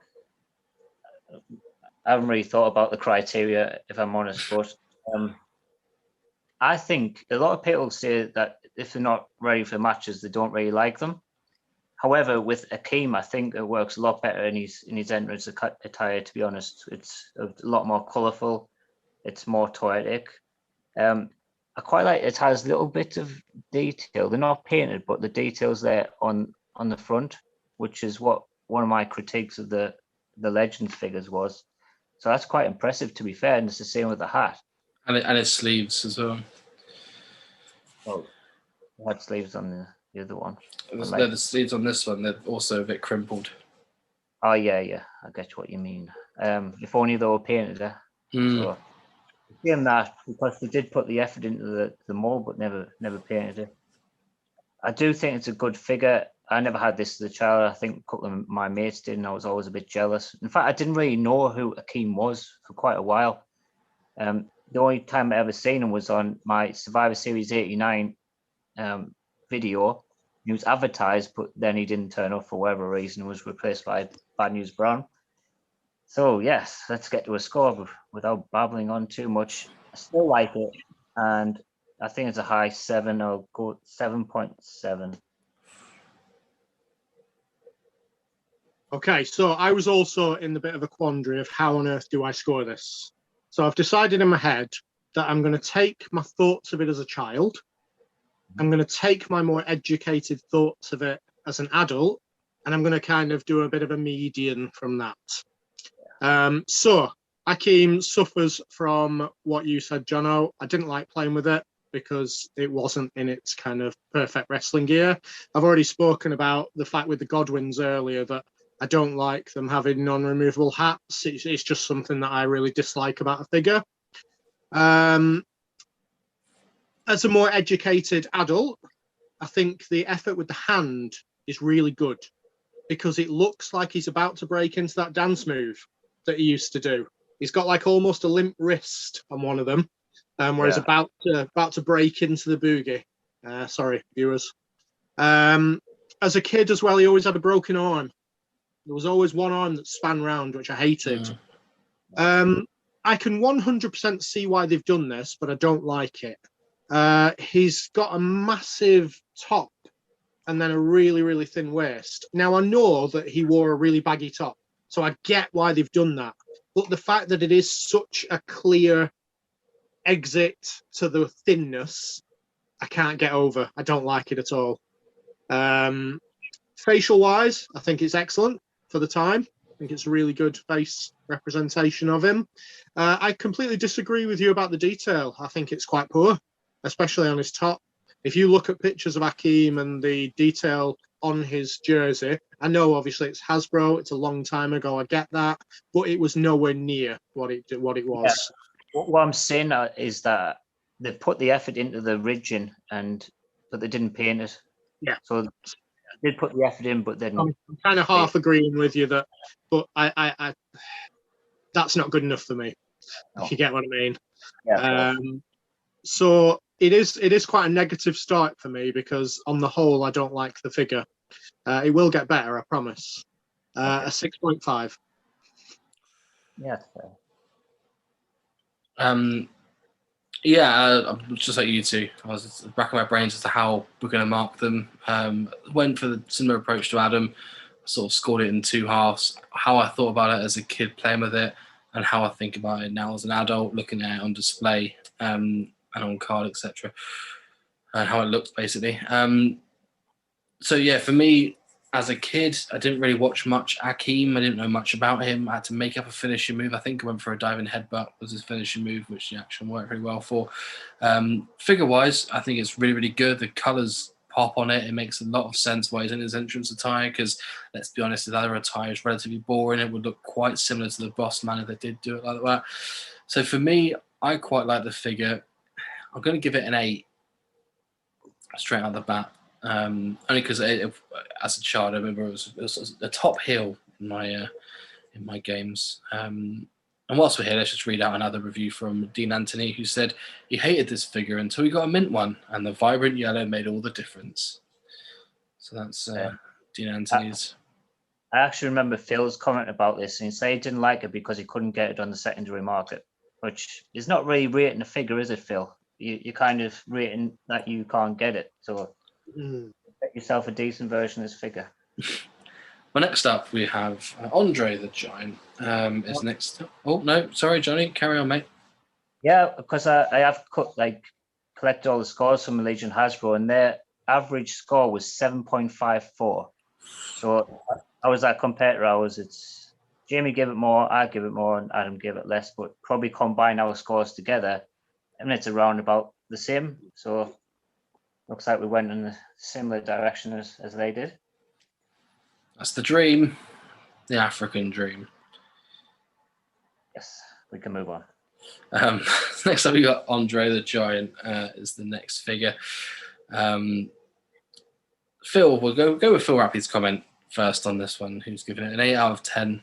He said that he always missed him as a kid until my sister's boyfriend at the time gave me a bag of Hasbro, and he was there. Shame he wasn't bigger. We've alluded in the comments that he meant it's a shame that the Andre the Giant wasn't bigger, not his sister's boyfriend. Size-wise, Andre the Giant was 7'5", 7'4", bigger than the other Hasbros, but is it in scale? Probably not. For me, no. See what it is.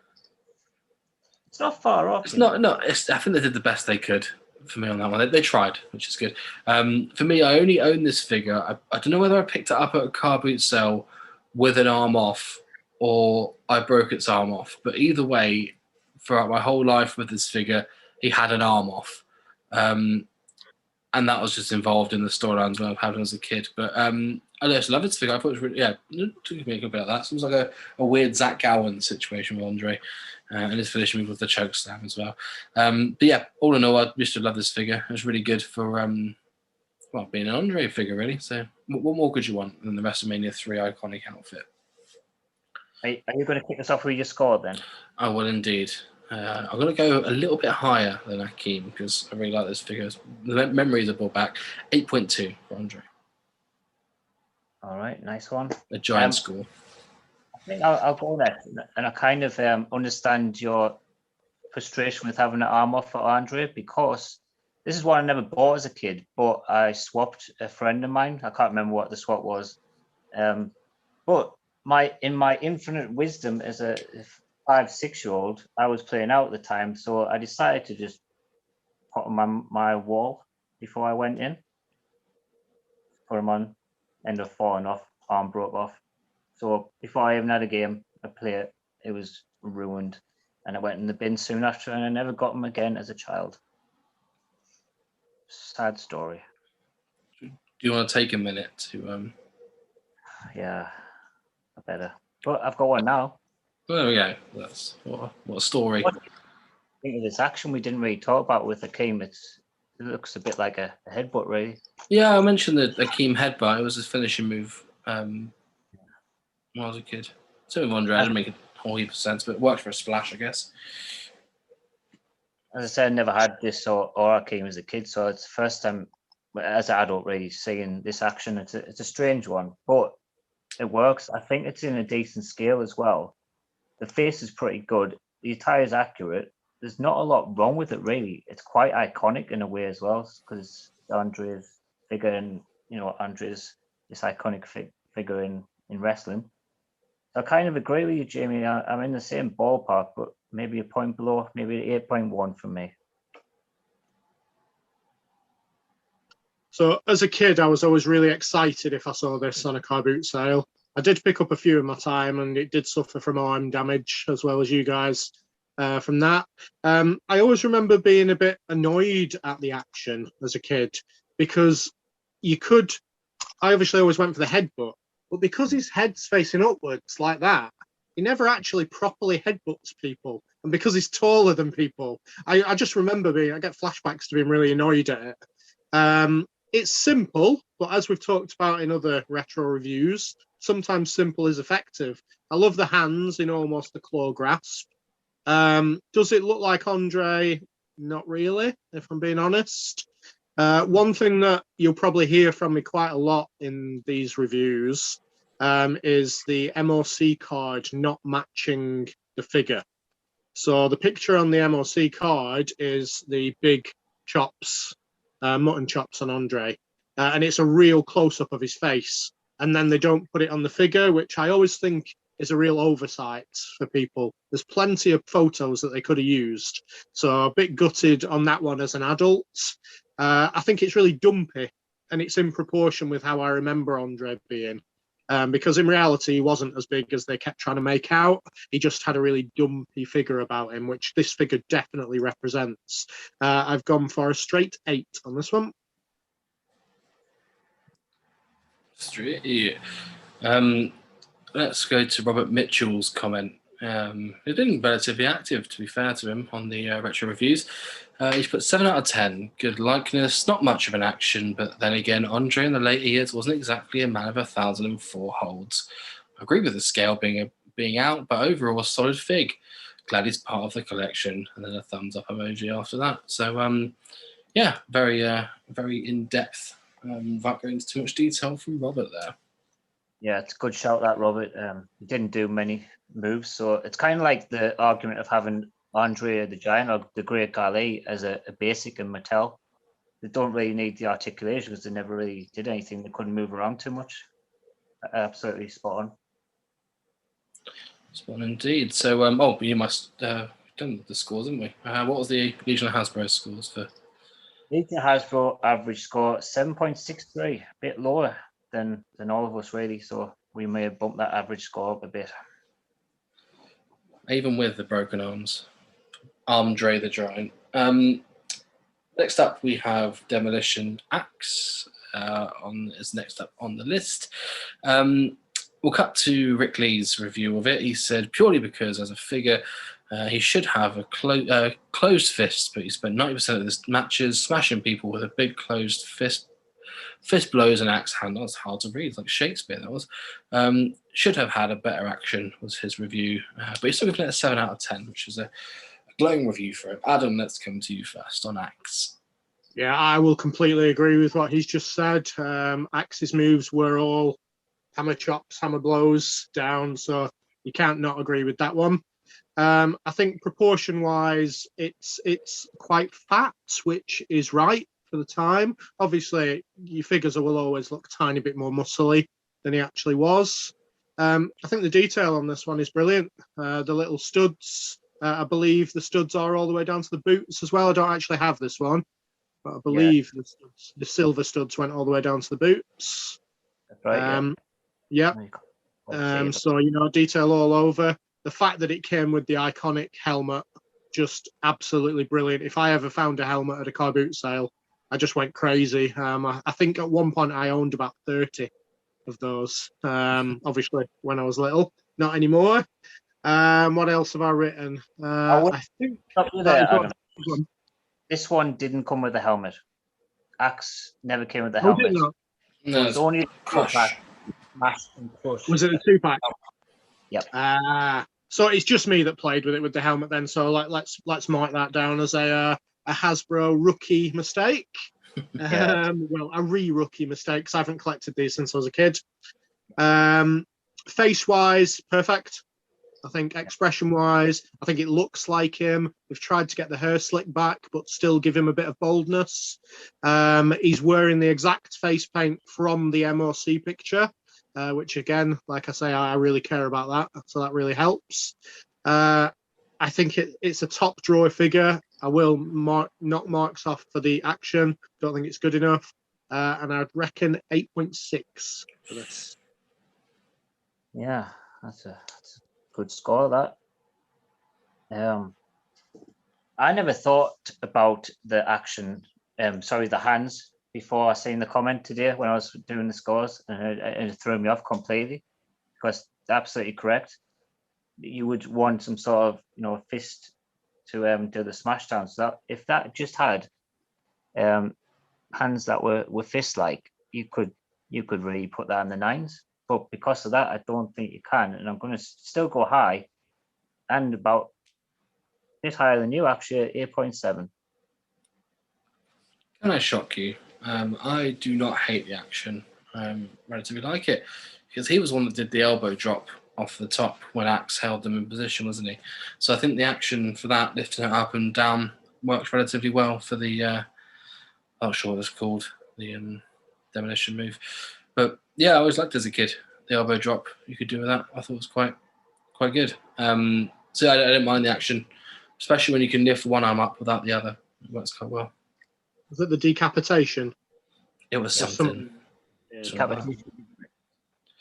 Yeah, I can't remember. It was something. It come with a D anyway. But yeah, all in all, I thought it was a really good figure. I also think that face paint wise, perfect. Outfit wise, perfect. Really, really good. It's a solid 9 for me, only because it may sound a bit harsh, but it was never really a big favourite of mine as a kid. I think Smash was always the one that was a better. We'll come to that later on in the series, but I think that just knocks it down a bit for me because it's a bit less toyetic than his tag partner for me, which always made him look like didn't shine a light as much as it should have done back then for me. Yeah, let's not get ahead of ourselves, but And paint rub was always a bugger on that one as well. The face paint for me as a kid would always rub off as well as on the time, which was annoying. And Grant Leon has put 8 out of 10, perfectly dressed for an evening at Kit Kat Club, followed by a techno rave, which is a glaring review if I ever did hear one for a Hasbro figure. I am seeing the comment, and I wonder what Kit Kat Club was, because I used to go to a Kit Kat Club when I was 10. I don't know why it was called that, but that was like the local youth club for under 11s. Did they dress like that? Nope. No. Not. I'm sure it was fine in the 90s dressed like that. What was the Legion of Hasbro's overall score? Overall score, even 8.5. It's lower than I thought it would be, that. So they're a bit harsher than we are, really, in overall. Laying down the axe. Next up, I hope I've got this one correct, is my childhood favourite, the Big Boss Man. It is. Complete with nightstick. I've actually got him without the nightstick and fairly beaten up. But I've got him nonetheless. But yeah, Big Boss Man for me. Well, let's have a look at some of the reviews from Legion of Hasbro. So let's go to Gavin Denny, who's a regular seller on the group. He says, give this a 6. Not keen on his pot belly and stick legs. Also, you try and get your fingers in that position. He has his left fingers in. What's that all about? And then Phil has then attempted to do it on the. I'll insert a picture, hopefully. But yeah, I see what he means.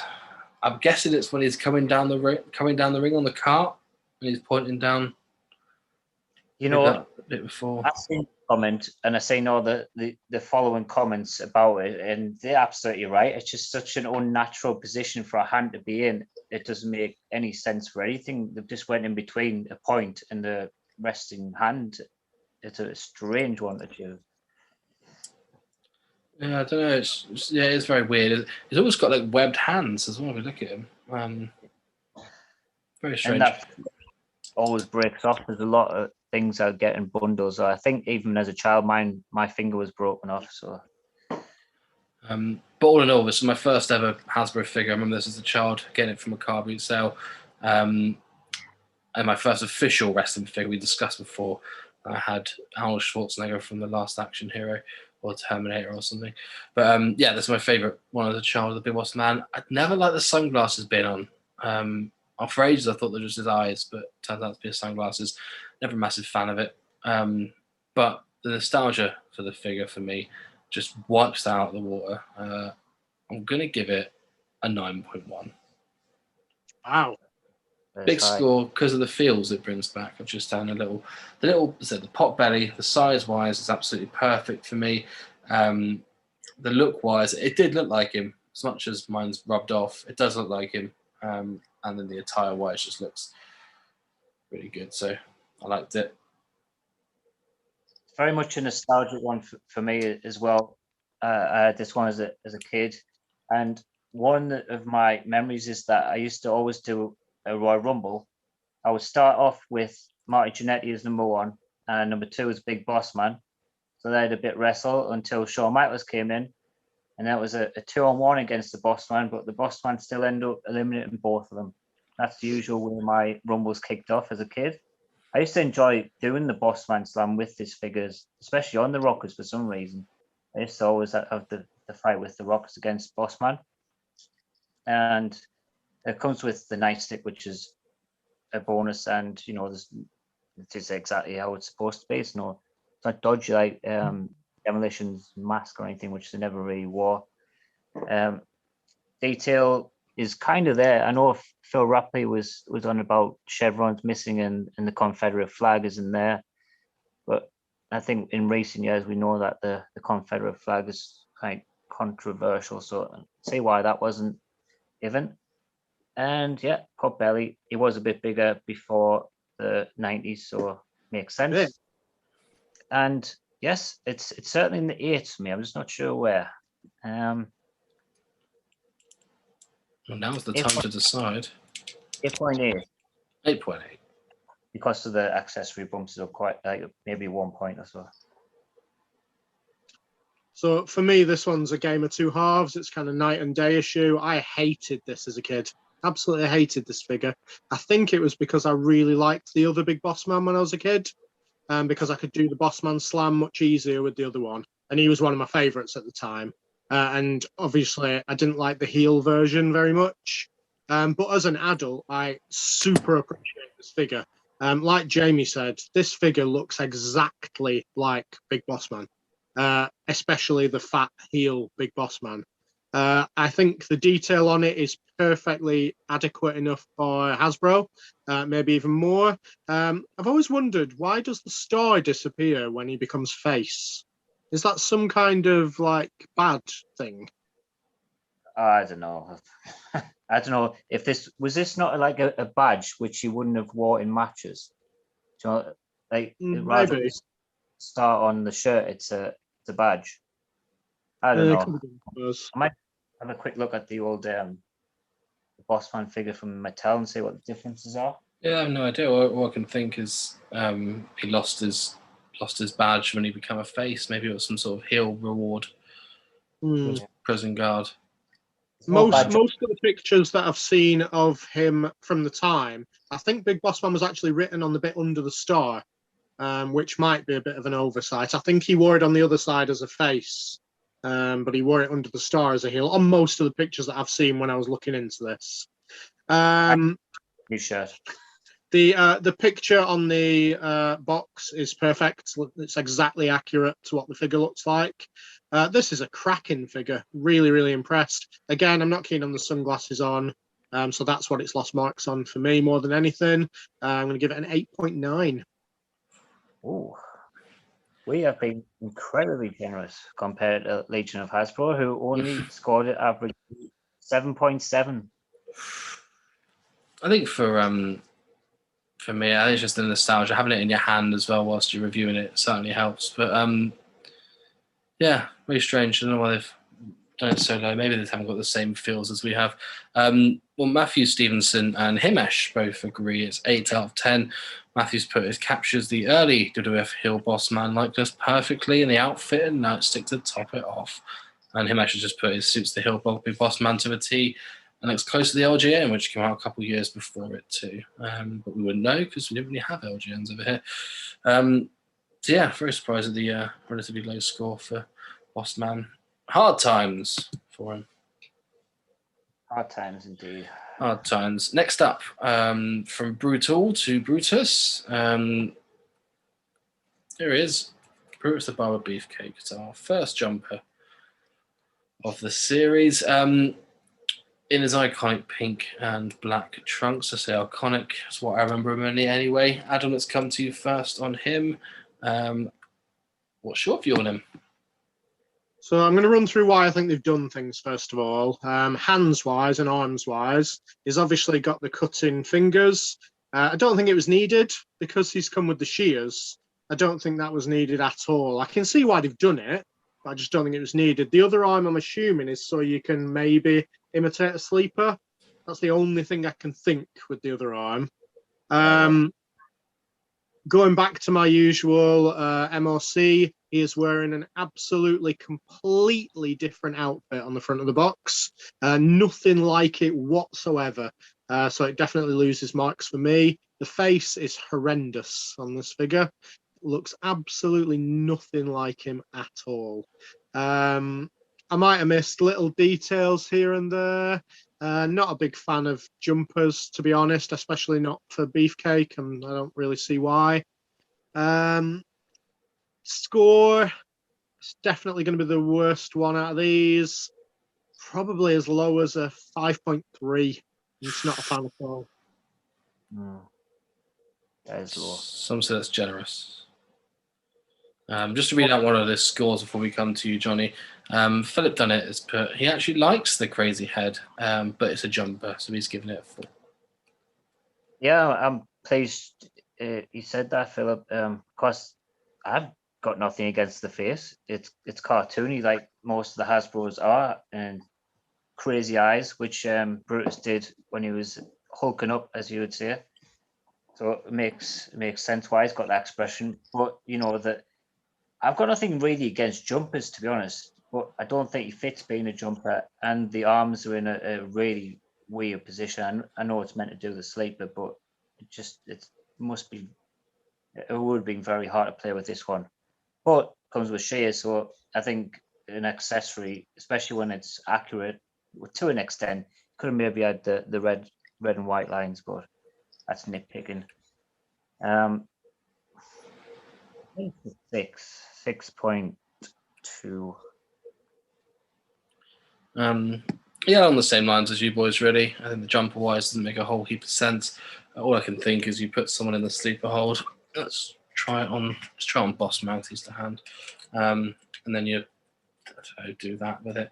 But yeah, it doesn't make a whole heap of sense. Try to give an example then, but just prove the point a bit further. The jumper makes no sense. Yeah, for me, the accessories give an extra point for me. All in all, figure-wise, it's not very toyetic. It wasn't really one of my favourites as a child. 4.5, and I think that's being generous. So you would have given it maybe a 3.5 without 3.5. If we're looking toyetic-wise, I agree. Head-wise, looks fine. I don't mind the head, but it's just the body, just everything about it. The trousers, just for me, it's just not a good representation of Brewer's Beefcake as a whole. But Clark Gilmore has gone the other way. It's a decent likeness, accessory, but a bit plain. 6.10.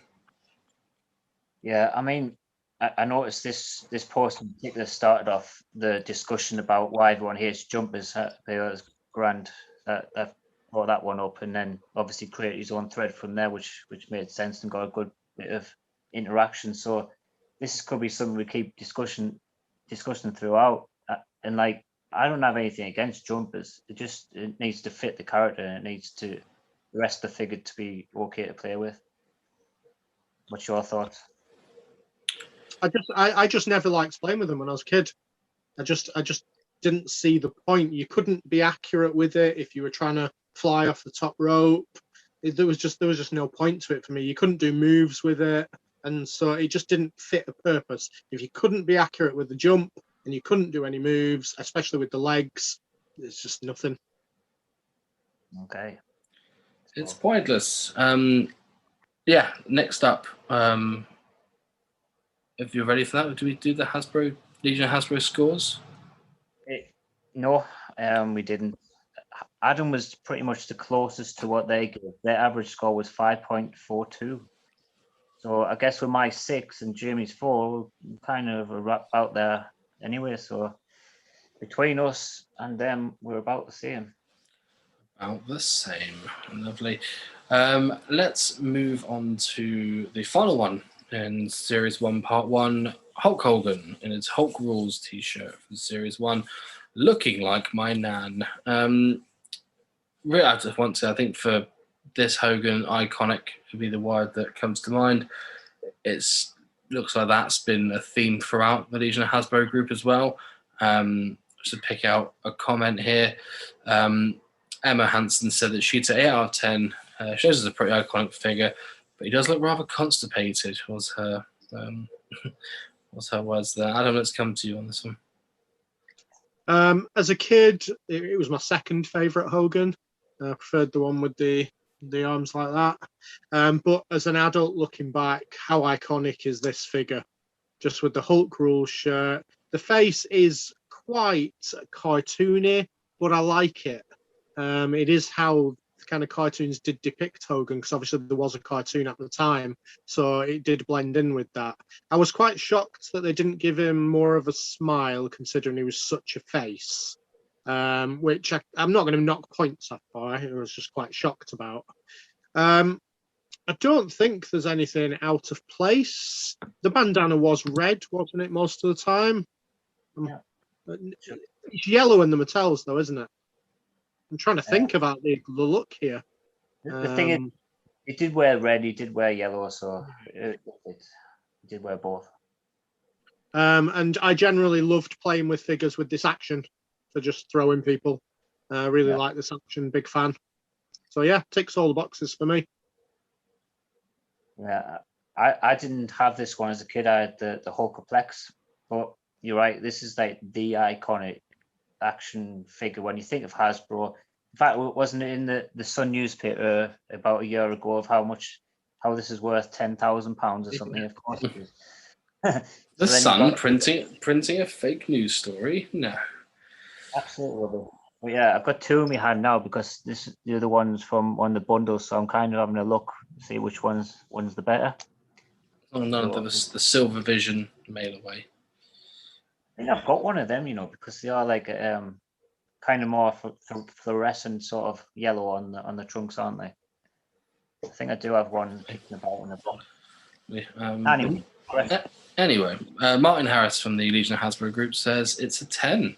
The first figure that comes to mind when you say Hasbro is the flagship figure that all collections will have. Not mine, but yeah. Fair enough. That is true, and you can't argue that. You can't. I'm going to go in a similar vein. I'm going to give this a 9.3. For me, I completely agree with the actions. Make perfect sense. The Hulk Rules t-shirt's lovely and brings back all the feels. Yeah, I just don't know whether iconic means is a good figure. Are we getting kind of blinded by that? I don't think it's as good as the Axe or the Bossman. So I'm going to go just below that at 8.6. So I do prefer the Plex Hogan, because I think body-wise and shape, it's more in line with how Hogan looked. Like this one doesn't necessarily show off his arms and stuff like that as much as the other. So I can't give it full marks, but I will go straight 9. Straight 9. Lovely. One of the Legion of Hasbro rate this is, Johnny. Also a straight 9. There's no decimal. It's exactly a 9 for Legion of Hasbro. Lovely stuff. Brilliant. Well, we'll also be doing more retro reviews in the coming week on Legion of Hasbro, so make sure you look out for those. But that's Series 1, Part 1 in the bag, and I've thoroughly enjoyed it so far. How about you guys? Yeah, this is going to be a fun segment, I think, going forward. It's going to bring back a lot of memory and a lot of fans with the group, hopefully. Yeah, having not collected these for quite a while. I mean, the only reason that I actually have these is because I bought quite a lot of Hasbros and I sold a bundle. And I might not win any fans here, but selling things to Hasbro collectors is one of the worst experiences of my life. Even though I went in detail about each figure in the item description, they were so picky, and I eventually had to give a refund for quite a few little bits here and there, which was an experience that I didn't like. So I ended up shoving the rest of them that I had in a box, keeping them, and now they're coming in handy, and I might well buy some more. So I've enjoyed this segment a lot more than I thought I was going to. Nice one. Also, as a seller, I didn't actually experience that, and I don't even think I went into too much detail. But I usually, as a seller, I'd put a Mattel figure on, a basic or whatever, and if I get another one, I'd put the quantities 2, the quantities 3. But with Hasbro's, I always made sure I sold the exact one in the picture. I wouldn't go into that territory. So, what was some of the complaints you got then? Just about paint rub and things like that, because the picture that I put on was loads of them, just in one picture, and then I actually showed the backs as well. But because they couldn't see them close up individually, things like that, they said like, oh well, one of the other fingers is almost coming off and stuff, and I was like, no, it's not. I found the person that I sold them to really picky, and I spoke to a couple of other people about it, and they'd had the same experiences. So yeah, they ended up in a box, but it's worked out well now. Yeah, it's tend to be what I'm doing with it. I don't deliberately go and buy Hasbro's for stock, but if I get some, I'll just put them in a box and save them for 20 years' time when they're all worth £1,000 each.